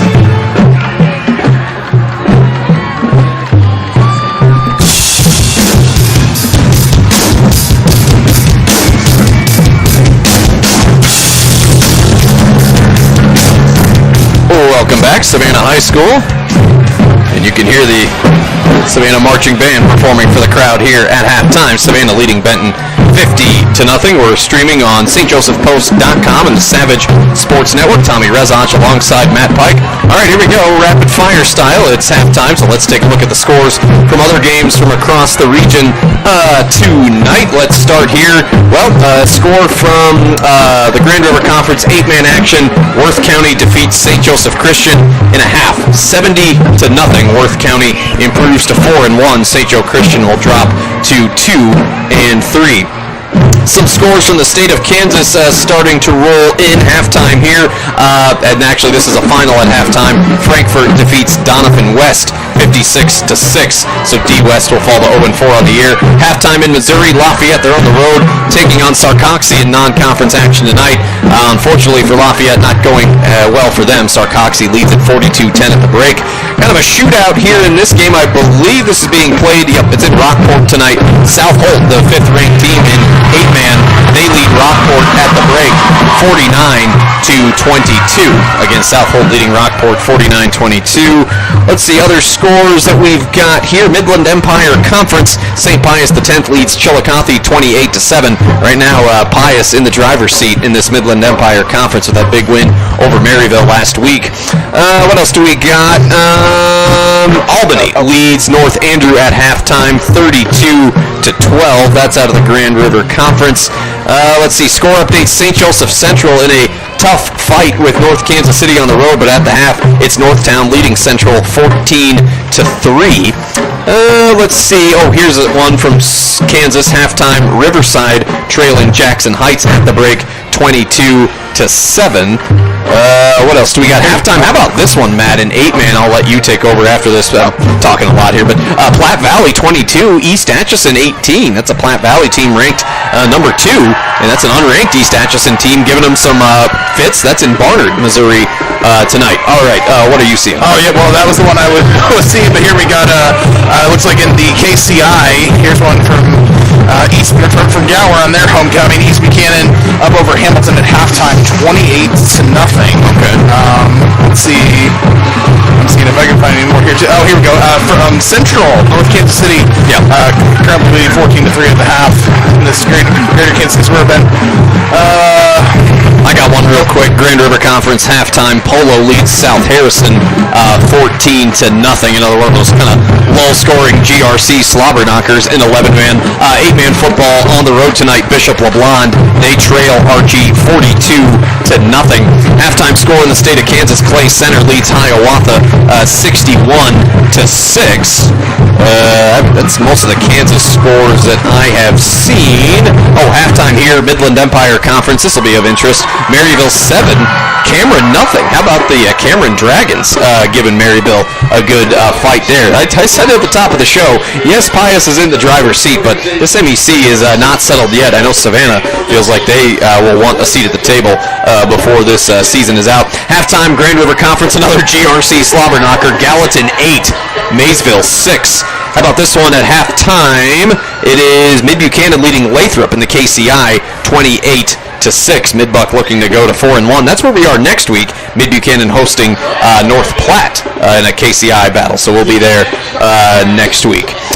Matt, are you seeing any others? I'm scrolling just as fast as you are and keeping up with you. So. I got another one. Kansas halftime. Centralia leading Troy 16-6. That is a halftime score, though. That was a half hour ago. So if I see an updated score on that, here's a halftime. I'll let you know. Go ahead. Oh, from the, I believe, 275. You'd think I'd have this memorized by now. Nottoway Valley over Mound City 30-22. You know, I told you before we went on air, I thought Mound City could give a top 10 undefeated Nottoway Valley team some fits. That's happening. Yeah, Nottoway Valley leading Mound City 30-22 at halftime. Maryville 7, Cameron nothing. You got East Atchison, Platte Valley. That's a close game. Perhaps some upsets in Northwest Missouri tonight. We'll have to keep our eye on it. We told you that Albany leads North Andrew at the half 32-12. Let me hit refresh. We still got a few minutes left on the halftime clock, so we'll take a break here momentarily. What else do we got? I haven't seen a North Platte score yet tonight. Again, at halftime, this one just hit halftime a few moments ago. South Holt leading Rockport 49-22. South Holt going in at 4-0, ranked number 5 in Missouri 8-man football. That's about it. I think we hit all the major ones, all the scores being reported, and a lot of people heading into the locker room like we are here in Savannah, where Savannah leads Benton at the halftime break, 50-0. Again, Matt Pike, who's off to my left, he'll have all those scores and more coming up at 10 o'clock on 680 95.3 KFEQ, online at 680KFEQ.com, the free KFEQ mobile app. That's Friday Night Lights, our weekly scoreboard coaches interview program. We get all the final scores, analysis. We look ahead to the games next week, and we hear live from various coaches from across our listening area. So that's 680 95.3 if you're in the St. Joseph area, or online, like I talked about, the KFEQ mobile app. If you're anywhere else in the world, you can listen to that program. Again, our score here at halftime, Savannah High School, it's Savannah 50, Benton nothing. I'm going to go ahead and take a quick 2-minute break, and we'll be back with the second half of action on the way on stjosephpost.com and the Savage Sports Network. very important, but so are the investments of time, patience, and encouragement our young athletes receive from their coaches, teachers, and mentors. Mark Matthews, your St. Joseph Edward Jones financial advisor, understands this. That's why Mark is a proud sponsor of Mid-Buchanan Dragons football on KFEQ. For all your investment needs, call Mark Matthews at 816-232-5757 or stop by the office at 3300 Dell Avenue in St. Joseph. Edward Jones, making sense of investing, member SIPC.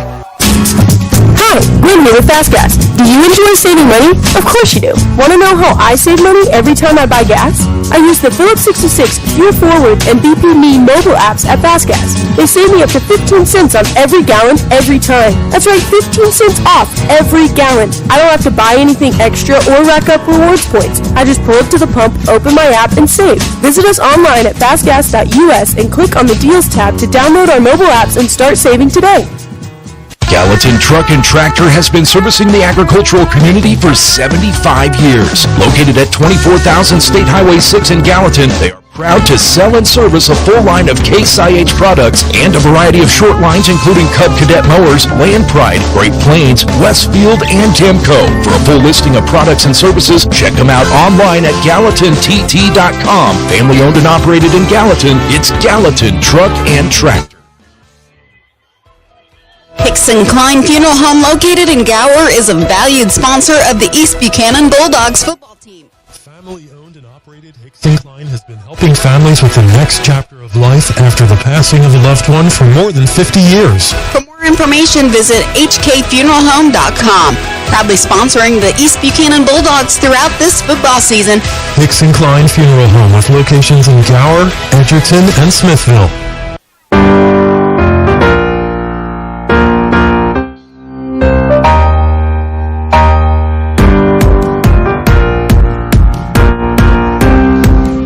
Welcome back. Savannah High School in Savannah, Missouri, where the Savannah Savages lead the Benton Cardinals at halftime 50-0.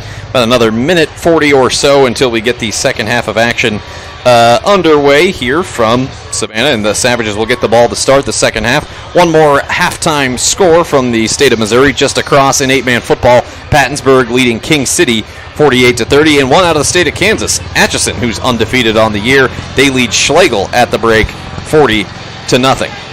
Matt, did you find any? I got via score stream. It looks like North Platte and Conway Christian in the third quarter, according to this, tied 12-12. Okay, yeah, that's an interesting one.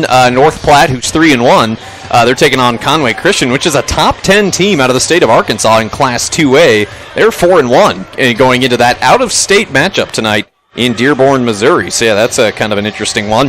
Again, we teased it, but we'll be covering North Platte and Mid-Buchanan. That's North Platte at Mid-Buck next week. That'll be our game of the week on stjosephpost.com. Pre-game 6:30, kick at 7. That'll be another homecoming, Mid-Buchanan's homecoming, just down the road in Fawcett in the southern part, or just south of St. Joseph a little ways. Week 7, we will have 8-man football, Plattsburgh at Bishop LeBlond. That'll be on the Big Stick, 680-95.3 KFEQ. Week 8 is, for now, slated to be East Buchanan at Mid-Buchanan. And then Week 9 will be in Kansas for Troy at Riverside in Wathena. That'll be our regular season slate. And then it's kind of a pick from our litter of games once we get to districts and postseason, see where that takes us. But I think we have a lot of good teams to pick from in postseason. I think the Savannah Savages are one. You know, St. Joseph Central going into that road game tonight at North KC, 4-0 for the first time in 37 years. Could they make some noise despite being young, despite losing some guys from last year? So yeah, we'll see what happens. It should be fun. Of course, Maryville and Pius in the MEC. North Platte surprising some people as well. Yes, I think. Yeah. Well, that's gonna. Yeah, I think it's a 3-horse race right now in the KCI. North Platte, Mid-Buck, East Buck. So we'll see how that all shakes out. Of course, the Savannah-Maryville, that's a big one coming up week 8 in this Midland Empire Conference. That'll be up in the Hound Pound. And speaking of North Platte, just a quick update while we await kickoff here. Looks like North Platte scored and went for 2, and they're now up 20-12 on Conway Christian. Well, and I've got a final here from Missouri, Missouri and Kansas. Plattsburgh beating Kansas City East Christian on the road tonight, 82-48. I tell you what, that team, their first year of 8-man, and they're putting up video game-like numbers. They get Isaiah Howard in the mix, and You can do a lot of different things, as it turns out. He's not just good at basketball. No, definitely not. So, a couple of 8-man games being called at halftime. Again, another one was Worth County shutting out St. Joseph Christian. That's Gilman City, I believe, right? Yes. Yeah, I believe Gilman so. City. Yeah, we don't venture that far north typically, but Worth County beat St. Joseph Christian tonight, 70-0. Looks like here's a halftime score at a Kansas Pleasant Ridge leads Mauer Hill 40-0. And Maryville 7, Cameron nothing. That's at the start of the third quarter, so that's one certainly worth keeping an eye on as it pertains to this MEC. Score update, East Buchanan tacks on another. Is that in Gower? Yeah, that's in Gower. That's their homecoming. There you go. Gower native Matt Pike right here. East Buchanan 35, Hamilton Penny nothing. That's midway through the third quarter. Did you give the Mid-Buchanan one their 28-6. 35-6. Okay. There we go. As a second rushing touchdown for Winganeka, I believe. Wajinka. You were not close. I was not close at all. Apologies, Mid-Buchanan. Here's a score update. Gallatin extends their lead over Maysville 16-6. That's very early in the third quarter. All right. Well, they put the halftime is just about over here in Savannah. By the way, for those of you watching on the Savage Sports Network, I know the mic's been a little up and down tonight. We're simulcasting with that video feed. It's a little hard to tell because the crowd mic on the streams camera is on, so you're picking up the ambient sound outside plus a direct feed into our audio. I've been trying to fiddle with it tonight. This is the first time that we're simulcasting on the Savage Sports Network. Big thanks to Savannah Head Football. The link on our homepage, it'll take you right there. And again, this same channel will be in Fawcett next week. Ready to kick it off. Jack Konakski, the senior. Fielded at the far boundary by Savannah's Luke Rogers, a sophomore. Rogers up to the 40-yard line. And that's where Savannah will take over, 1st and 10.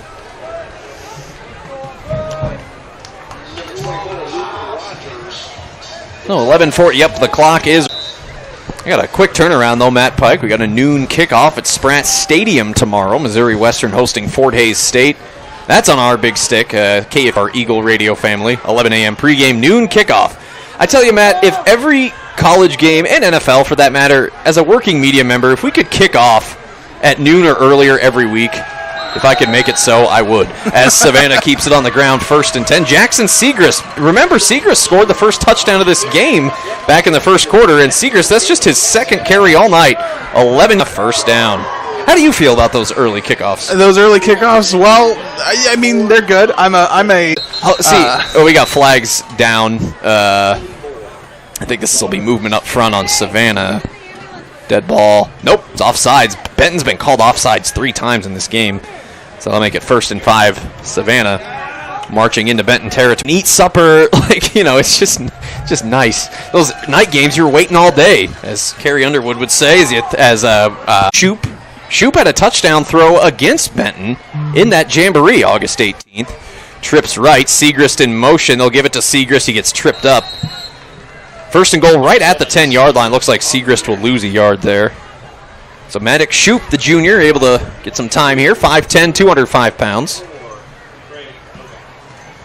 I guess a fan, obviously, that's a game that went into the wee hours, and they had 10 million viewers. So, I get it. It's for the money and the ratings and all that. But, like I said, just from a media perspective, man, do I love morning games. And as a fan, I mean, what's better than, coffee and cornhole at 9 a.m. in a tailgate parking lot?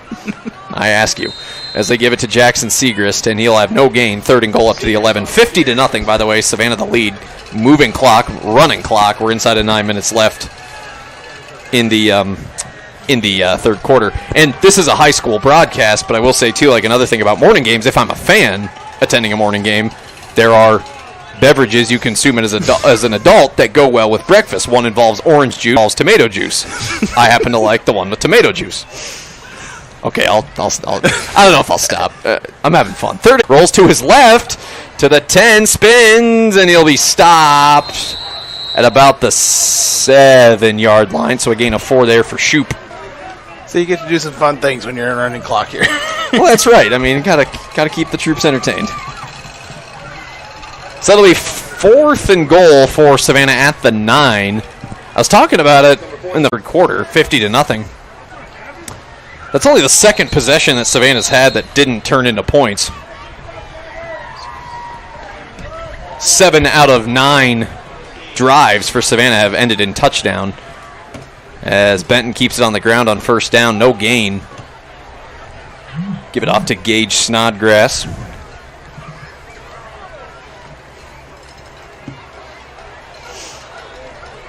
By the way, Mid-Buchanan up on Lathrop now, 42-6. New quarterback in for Benton, too. It's Boston Cook, the freshman. Cook will throw it out in the flat. Caught high in the air by Austin Zambrano Saxton on 2nd and 10, and Saxton will have a gain of about 4 there. Well, and you talked pregame, Tommy, about how they had some trouble getting it to Zambrano Saxton, but today, doing a pretty good job connecting with him. Yeah, but that is his 4th catch, yep. New quarterback is Boston Cook. He's the punter for Benton as well, a freshman. Also can play linebacker. 6:22 and counting third quarter. 50-0. Savannah the lead. Benton with the football. 3rd and 5 on their own 14. Back to throw goes Cook. Oh, rifles it, but off target looking for Blakely Eaton. Also in the area down there was Trey Nowak.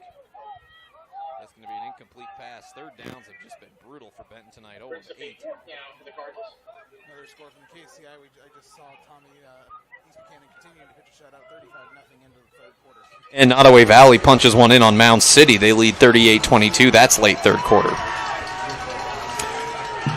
All right, 4th and call it 5 for Benton. They're going to go for it on their own 14, down 50-0 inside. All right, no, they're not. That's a snap. Yeah, because the quarterback is also the punter, like I was talking about. Boston Cook will get off a pretty good punt. That takes a Benton roll inside the 30. Yeah, that's a really good kick down to about the 27-yard line. That's, let's see, 33. Yeah, it's about a 50-yard punt with the roll, no return. And believe it or not, this will be Savannah's longest starting field all night long. 1st and 10 on their own 27. Maddox Shoup in at quarterback for Savannah. Savages have it on their own 27, up 50-0. They'll keep it on the ground. I believe that's Segrist. It is. Getting stopped there by Braxton McCoy of Benton. Segrist will have maybe a yard. Yep.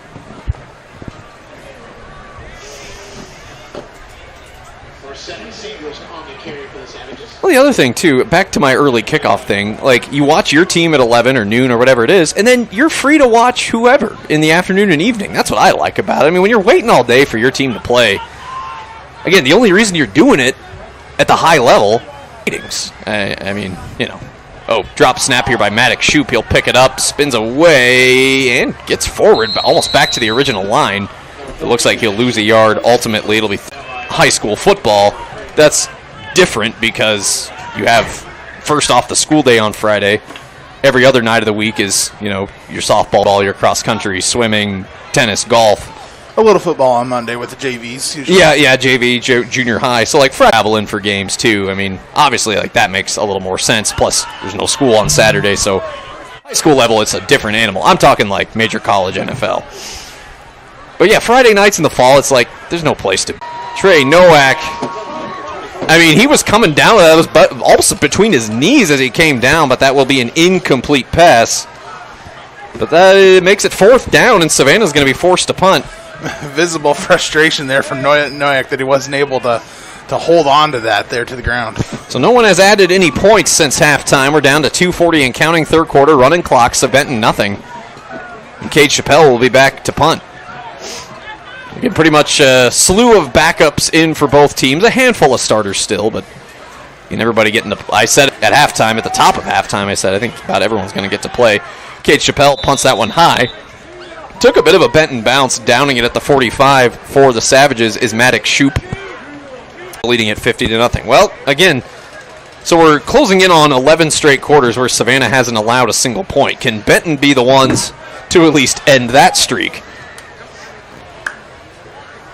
I know they say there's no such thing as moral victories, and there really aren't, but I gotta wonder the last time a high school team pitched this many quarters straight, allowing no points. As Boston Cook, low snap, loss of 5 there by Cook. Get a new quarterback in for Benton is Boston Cook. Well, your alma mater, East Buchanan, on their way to their second straight title last year, it wasn't really consecutive shutouts, but what, they had like 5 total shutouts in 2022? That's true. 4 or 5. Boston Cook back to throw, gets hit as he throws. One-on-one down the far boundary. That's going to be a catch. There's no 81. 9 up to the 35. That's a gain of 24. Again, may have been a jersey change, not really sure. That's the second play from scrimmage all night by Benton right there. 1st and 10 Cardinals at the Savage 35-yard line. And Benton keeps it on the ground, not much.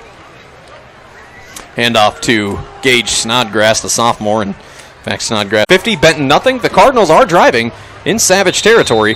When we come back, you're listening to high school football on stjosephpost.com. Andrew County Oil, with their tanker wagons and tankers, has been a family-owned petroleum business for 37 years. Located at 8751 Highway 71, just north of Savannah, Andrew County Oil is the place to go. For food, call 816-324-0341. For the tanker service, call 816-324-5654. Andrew County Oil, proud supporter of the North Andrew Cardinals. You don't plan to break a glass or a window. Uh-oh. Or an entire storefront. So when it happens, and it probably will, make sure you know who to call for fast, reliable service. Cameron Glass are the experts in glass repair, including auto glass, heavy equipment, residential, commercial windows, mirrors, and shower doors. Now offering free mobile service at no extra charge during regular business hours. Call 816-632-4527. That's Cameron Glass. Online at CameronGlassworks.com. Ready to start the fourth quarter of play. I'm Tommy Rezach. Matt Pike was my partner. He's headed back to the KFEQ studios to air Friday Night Lights for you starting at 10 o'clock tonight. That's on the AM/FM dial, 680 95.3 in the greater St. Joe Metro, 680KFEQ.com, the KFEQ mobile app if you're anywhere else. 2nd and 13 for Benton. We start the fourth quarter. Savages lead at 50-0, and Boston Cook is going to get sacked for a loss. Mikey Hobson is there for Savannah. Loss of a lot, about 10 for Boston Cook. This Jackson Rich's night is over for Benton. Trying to not give Savannah what would be their 3rd straight shutout, 50-0. Boston Cook, though, with a nice little run. Going to be short of the first down, however. Across the 35, up to the 34. The line to gain. What's the 24? Really? Holy cow. Yeah, that was 4th and 21. And it's 4th and 8. So that's a gain of 13 on the run by Boston Cook. But once again, Benton just unable. Benton has not converted a 3rd down all night. They're 0 of 10. Benton is 1 for 2 on 4th down this evening.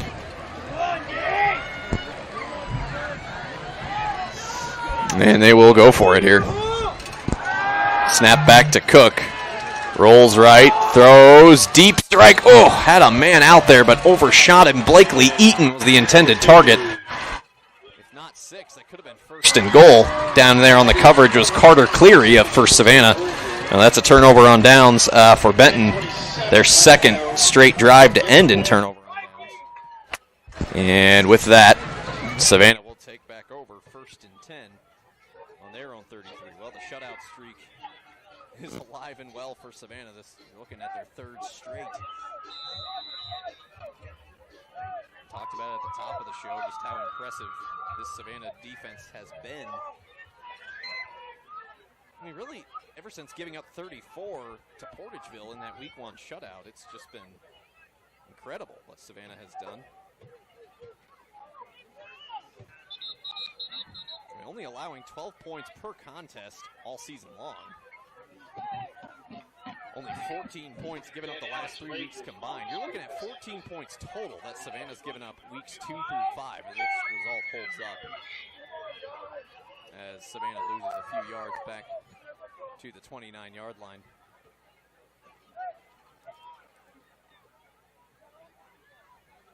Loss of 5. Clock continues to move. 9:18 and counting.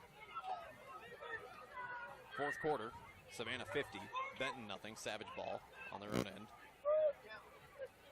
Maddox Shoup, the quarterback, hands this one off. Can't tell who that is yet.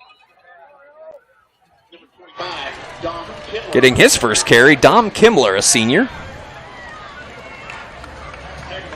Pretty special night for these seniors, their final homecoming.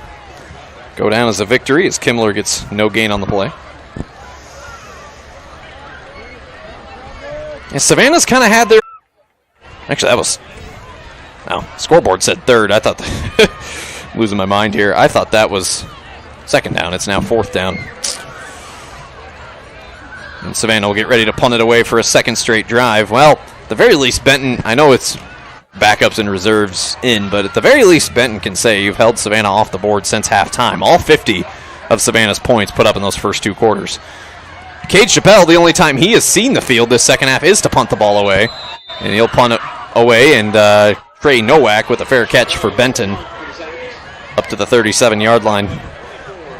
Well, Benton, you've got 63 yards, 7:16 to go. You've got all three timeouts.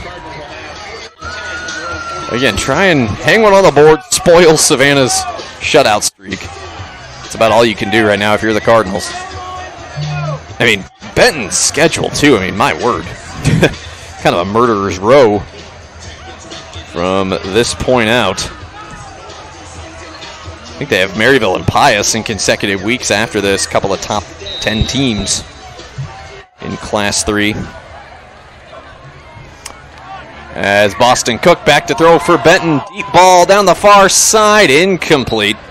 Looking for DeAndre Howard. May have been contact, no flag. And on the coverage was Caden Bowen. And that'll make it second down and 10. Yeah, Maryville and Pius for Benton, both at home after this. Then they're at Cameron, at Chile. Every game's going to be hard from here on out, but that is...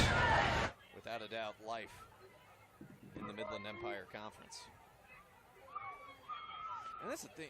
I think that's the challenge that Benton and Lafayette face as they kind of rebuild.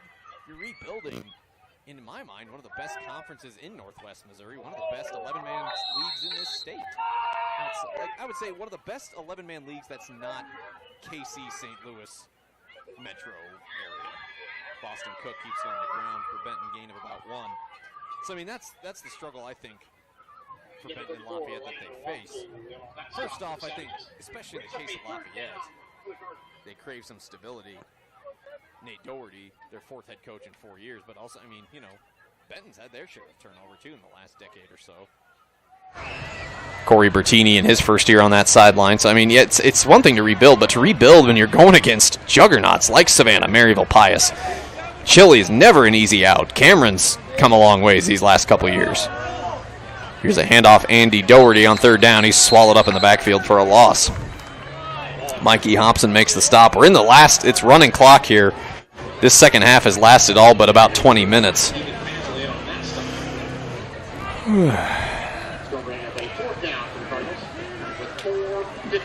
As Doherty there was brought down in the backfield for a loss of 3. And Benton's going to punt it away once more. So the way this clock is operating, again, running clock, backups in, I think Savannah's just going to keep it on the ground. And I mean, we could be looking at the last series of the game here. Boston Cook, who's been playing quarterback this whole second half, he'll also punt it. And Savannah will field this on the run, and scurrying out of bounds is Caden Bowen. Welcome to the jungle. That is the theme tonight for Savannah's homecoming. Stay tuned if you're watching either on the Savage Sports Network, listening on stjosephpost.com. We will have live post-game interview. Coach Anthony Hayes, player of the game. I think without a doubt that's Cade Chappelle. Nearly 200 yards rushing tonight. Cade had rushing scores in the first half of 44, 53, and 60 yards for the senior on his homecoming. So that's coming up. Stay with us. Thanks for staying with us. 3:45 and counting to go. Savannah takes over 1st and 10 on their own 43. I think about 3:40 left. I mean, unless Benton can pitch a 3 and out here, which is possible, but unless that happens, I think Savannah's going to take their time and get out of here. The last thing you want for either team, for either side, is for someone to get hurt here. Dom Kimmler will have a first down. think Savannah, I mean, with even one first down, when you got running clock, that could do it. That's 15 yards for Dom Kimmler. And Savannah, first down. 3:03 and counting to go in this ball game. Savannah 50, Benton 0. And Savannah's at Cameron next week. Could be a tough test. Benton's got it tougher. They're home to Maryville. Haven't seen a Maryville-Cameron update here in a little while. They're playing tonight. And there's another run by Dom Kimmler. He'll have another first down and more. Barrel rolls his way up to about the Cardinal 22-yard line. Gain of 19 for Kimmler. Could Savannah punch one more in? You might as well try. It's your backups. You're up 50. It's homecoming. Have a little fun with it, I guess, right? Let's see if I can't find a Maryville-Cameron update. Lafayette trailing Sarcoxy 49-16. That's late third quarter. Again, Lafayette at Sarcoxy trailing there. On 1st and 10. Hand off this time to a different back. That's Colin Cleary. Cleary will have a few yards up there. Number 26, Colin Cleary. Cleary's had a couple of carries so far tonight. Maryville now leads Cameron 14-0. That's early fourth quarter. That is in the Hound Pound tonight.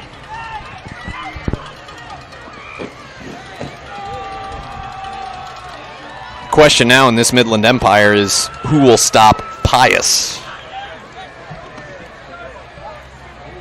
Well, Maryville did, right? Yeah, Pius is 3-1. Maryville's 3-1, but Maryville's loss was to Blair Oaks in non-conference action. So Maryville and Savannah now both undefeated in MEC play. My bad.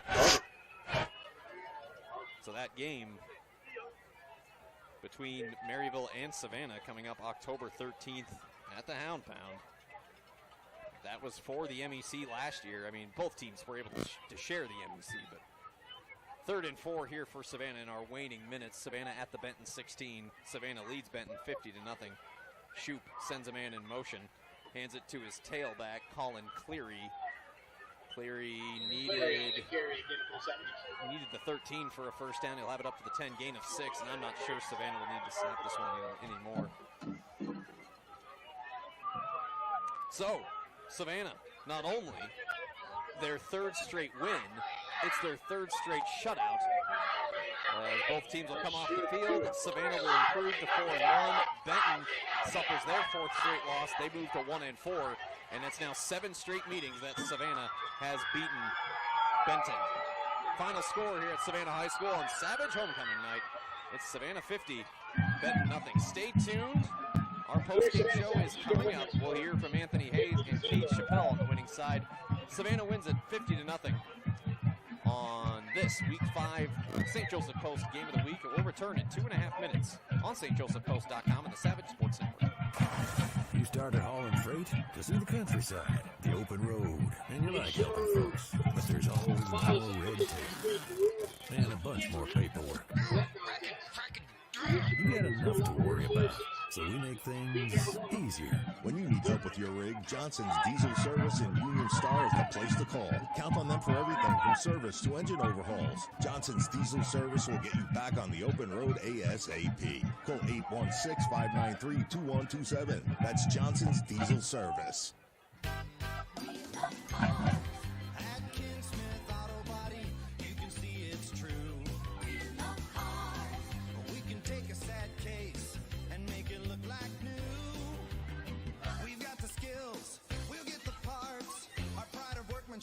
That's where it starts. The wrecked and neglected just breaks our hearts. Cause at Ken Smith Auto Body, we love cars. At Ken Smith Auto Body, we love cars. At Ken Smith Auto Body.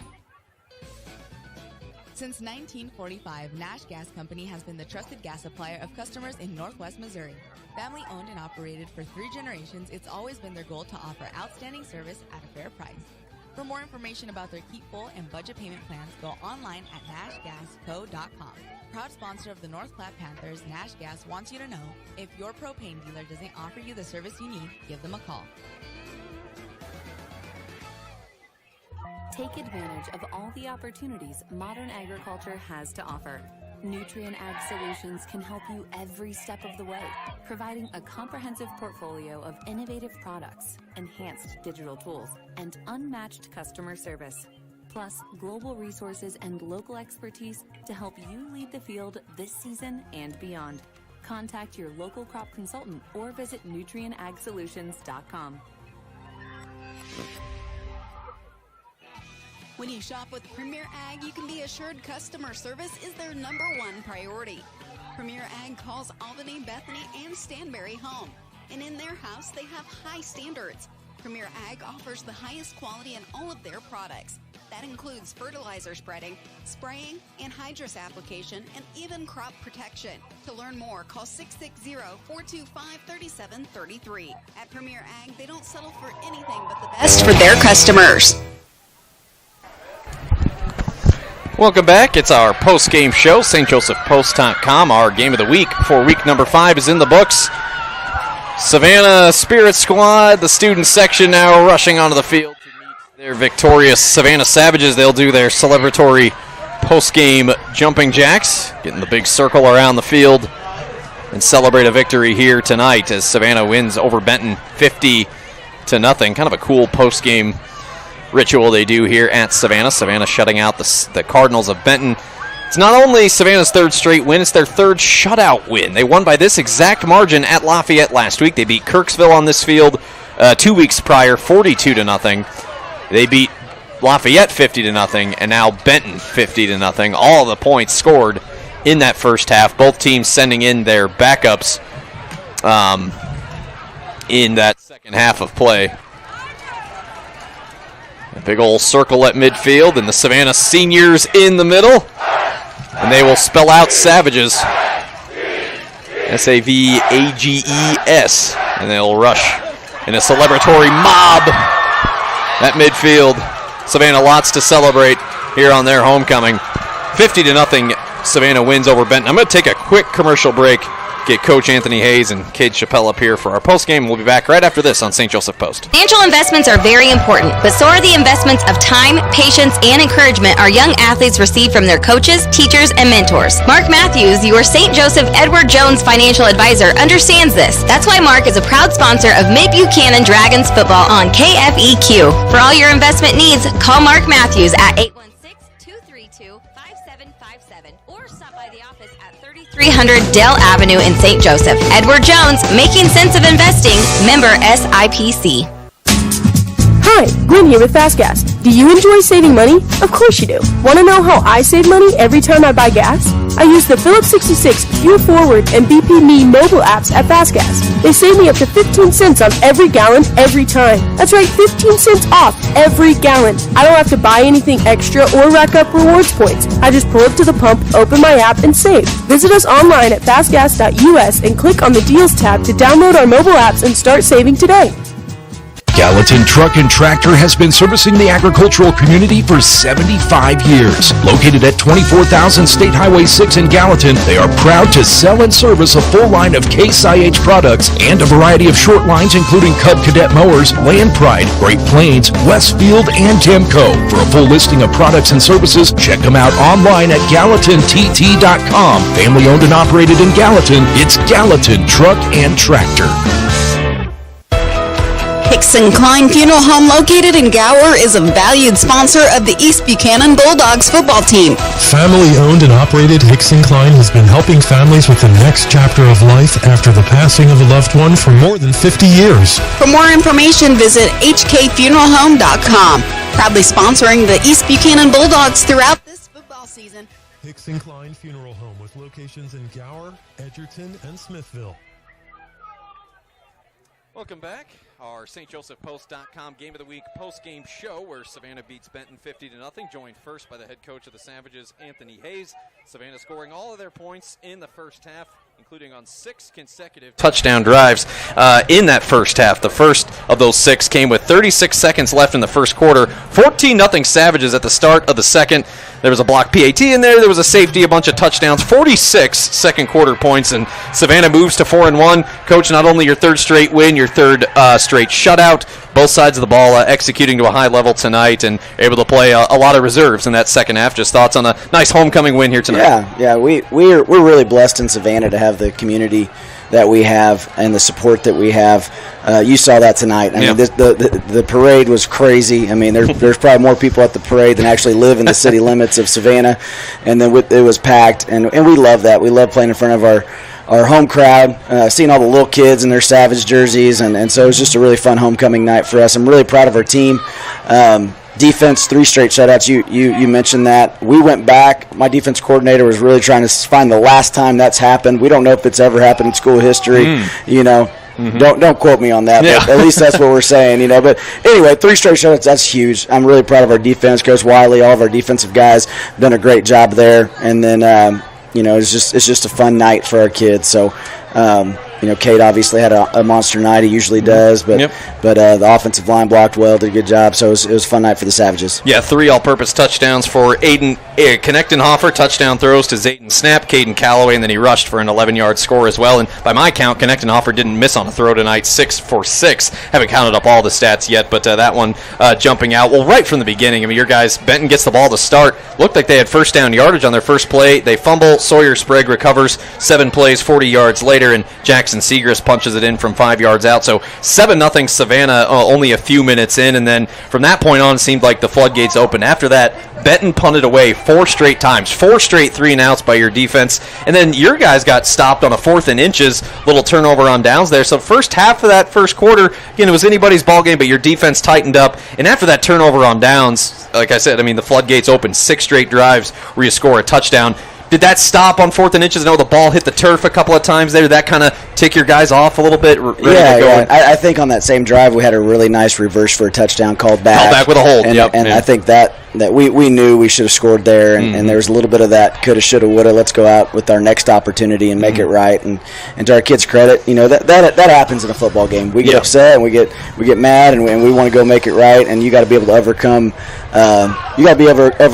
You know, self-inflicted wounds like that. You know, where we couldn't quite convert, and we had a holding call that called back a nice touchdown for us. So, but we bounced back, and I'm proud of the resiliency that we showed with that. Yeah, running clock in the second half. Savannah scoring their last touchdown of the game with 2:22 to go in the second quarter, a 60-yarder by Cade Chappelle, and that would pretty much be all she wrote. Running clock again, both teams kind of just exchanging possession, a lot of backups playing for both teams, and Savannah able to win it 50-0. And your backup quarterback, Maddox Shoup, got to run a few series, a few nice runs by your backs, Dom Kimmler, Colin Cleary. How nice was it to get those guys some live bullets tonight? Yeah. I told Cade on that last one, I said, you could call your last one, and he called a good one for a touchdown. So then that gave us opportunity to get some of those other kids in. I'm proud of guys like Cade and our seniors. You know, you get up, it's their homecoming, and then they don't play it all the second half, but they were great teammates cheering on the kids that you just mentioned, like Dom and Jack Segrist and Cleary and the guys at Maddox Shoup. And so I love seeing that as a coach. You know, everybody wants to be on the field, and sometimes in games like that, your starters might check out, but I felt like they were really great teammates and enjoyed the night for not just themselves, but for their team. Well, this is just final in the Midland Empire. Maryville beats Cameron 21-0 in the Hound Pound. You go to Cameron next week, and I mean, Cameron and Chile, they're kind of those two teams right now in the MEC. Their record's probably not where they want it to be. It looks like they'll both drop to 2-3, but man, that's a Cameron team that they've come a long ways in the last couple weeks, and that was a 7-0 ball game at halftime. So pretty good test waiting for you guys next week. Yeah, Cameron's a good football team. That's going to be the message to all of our kids, is that, you know, they're coached well, they play hard.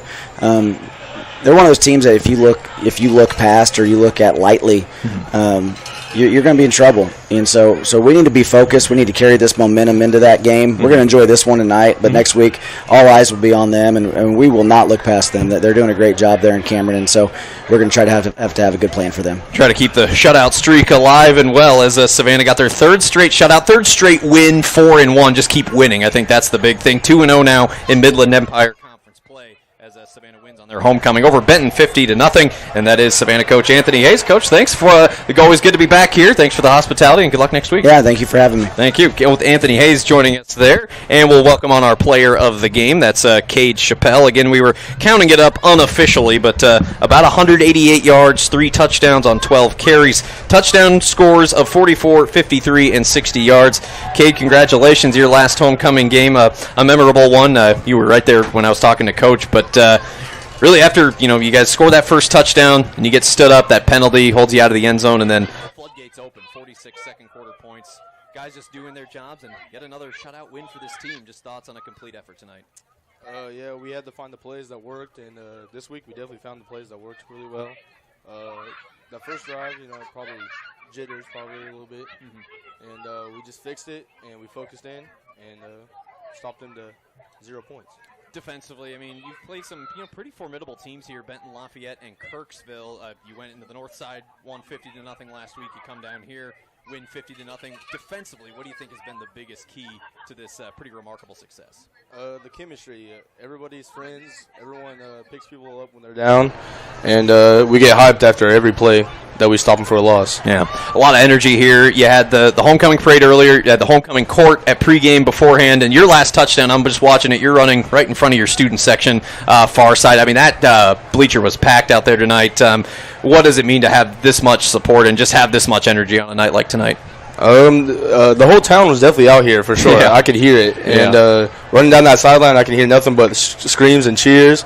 I couldn't even hear the whistle after the touchdown. How loud our student section is. Well, you got Cameron on the road next week. Again, you guys have won 3 straight. You really hit back hard after a tough loss to East Buchanan. And obviously, what you guys are doing is working. Just how do you keep it going as you navigate the rest of the MEC here? Focus day by day. Every practice, we practice 100%. And we just stay focused. Yeah. Well, Cade, congrats on the victory. Go enjoy homecoming, and thanks for coming up here. Yep, thank you. Thank you. Cade Chappelle joining us on our post-game show as Savannah will enjoy the rest of their homecoming festivities tonight as they win over Benton 50-0. We'll go over the scores. Thank you, Cade. Appreciate the time as Cade Chappelle and Anthony Hayes joining us on our post-game show. So, as we get ready to wrap things up here from Savannah, just a real quick glance at the scoreboard. You heard me say it earlier in the Midland Empire in the Hound Pound tonight. Maryville beats Cameron 21-0. So Maryville in control of their own destiny as they've now scored wins over St. Pius X and Cameron. So that's a big win for them. And Maryville's home to Benton next week. Earlier tonight in 8-man football, Worth County defeated St. Joseph Christian in 1/2, 70-0. Worth County improves to 4-1. Christian falls to 2-3. Final score out of the state of Kansas, Clay Center defeats Hiawatha tonight 75-13. Gallatin now leading Maysville 32-18, 11:05 to go there. That'd be Gallatin's first win of the year if they can hang on. Let's see, what else do we got here across the area? St. Joseph Central now on top of North Kansas City 17-14, 11:42 to go in the fourth quarter. That one's got a little ways to go yet. Final score in 8-man football. Nottoway Valley stays undefeated. They beat Mound City tonight 44-22. Nottoway Valley now 5-0. Mound City is 1-4. End of the third quarter, Atchison all over Schlegel in the state of Kansas 47-0. Anything else? Yeah, we have a final here out of Archie tonight. Bishop LeBlond falls to top-ranked Archie in a shutout, 62-0. Archie beats Bishop LeBlond tonight. LeBlond falls to 2-2 on the year. Let's see. This one is late, or actually early fourth quarter now. But South Holt leads Rockport 63-22. What else do we got across the area tonight? Trying to find a few scores have gone final, or just about. Here we go. East Buchanan has beaten Hamilton Penny by the score of 35-0. East Buchanan again leading Hamilton in Gower right now, 35-0. Trying to find a few. Here's one out of the state of Kansas. Centralia will beat Troy this evening, 36-6. Troy falls to 1-3. At last check, Polo leading South Harrison 21-6 early fourth quarter. Let's see. Let's hit refresh. Oh, also Lafayette. They were trailing. Last I saw, Lafayette trailing Sarcoxy on the road this evening, 49-16. That's about all I've got in terms of immediate final scores. Again, Maryville beating Cameron 21-0 this evening. And that is about it that I can find, at least in the last few minutes. Stay tuned, though. Friday Night Lights with Matt Pike. That starts in about 45 minutes from now.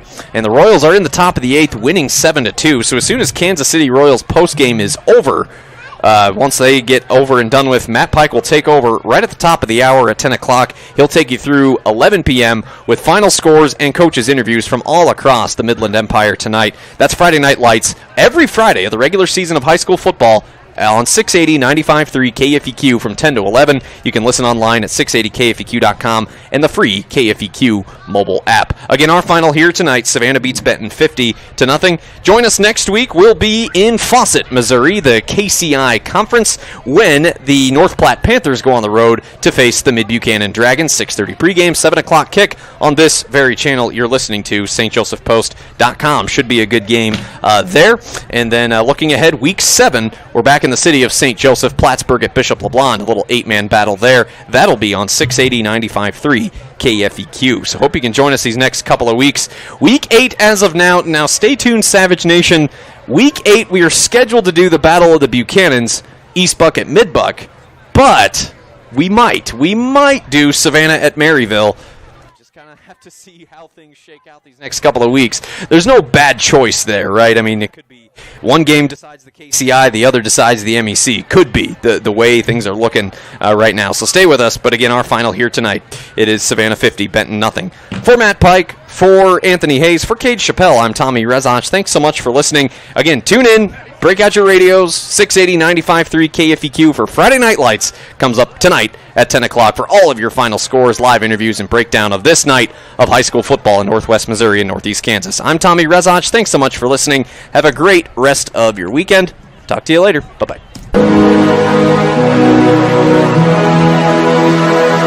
You've been listening to live high school sports coverage on stjosephpost.com. For a full recap of today's game and to listen back to this game in its entirety, visit stjosephpost.com and click on the Sports tab.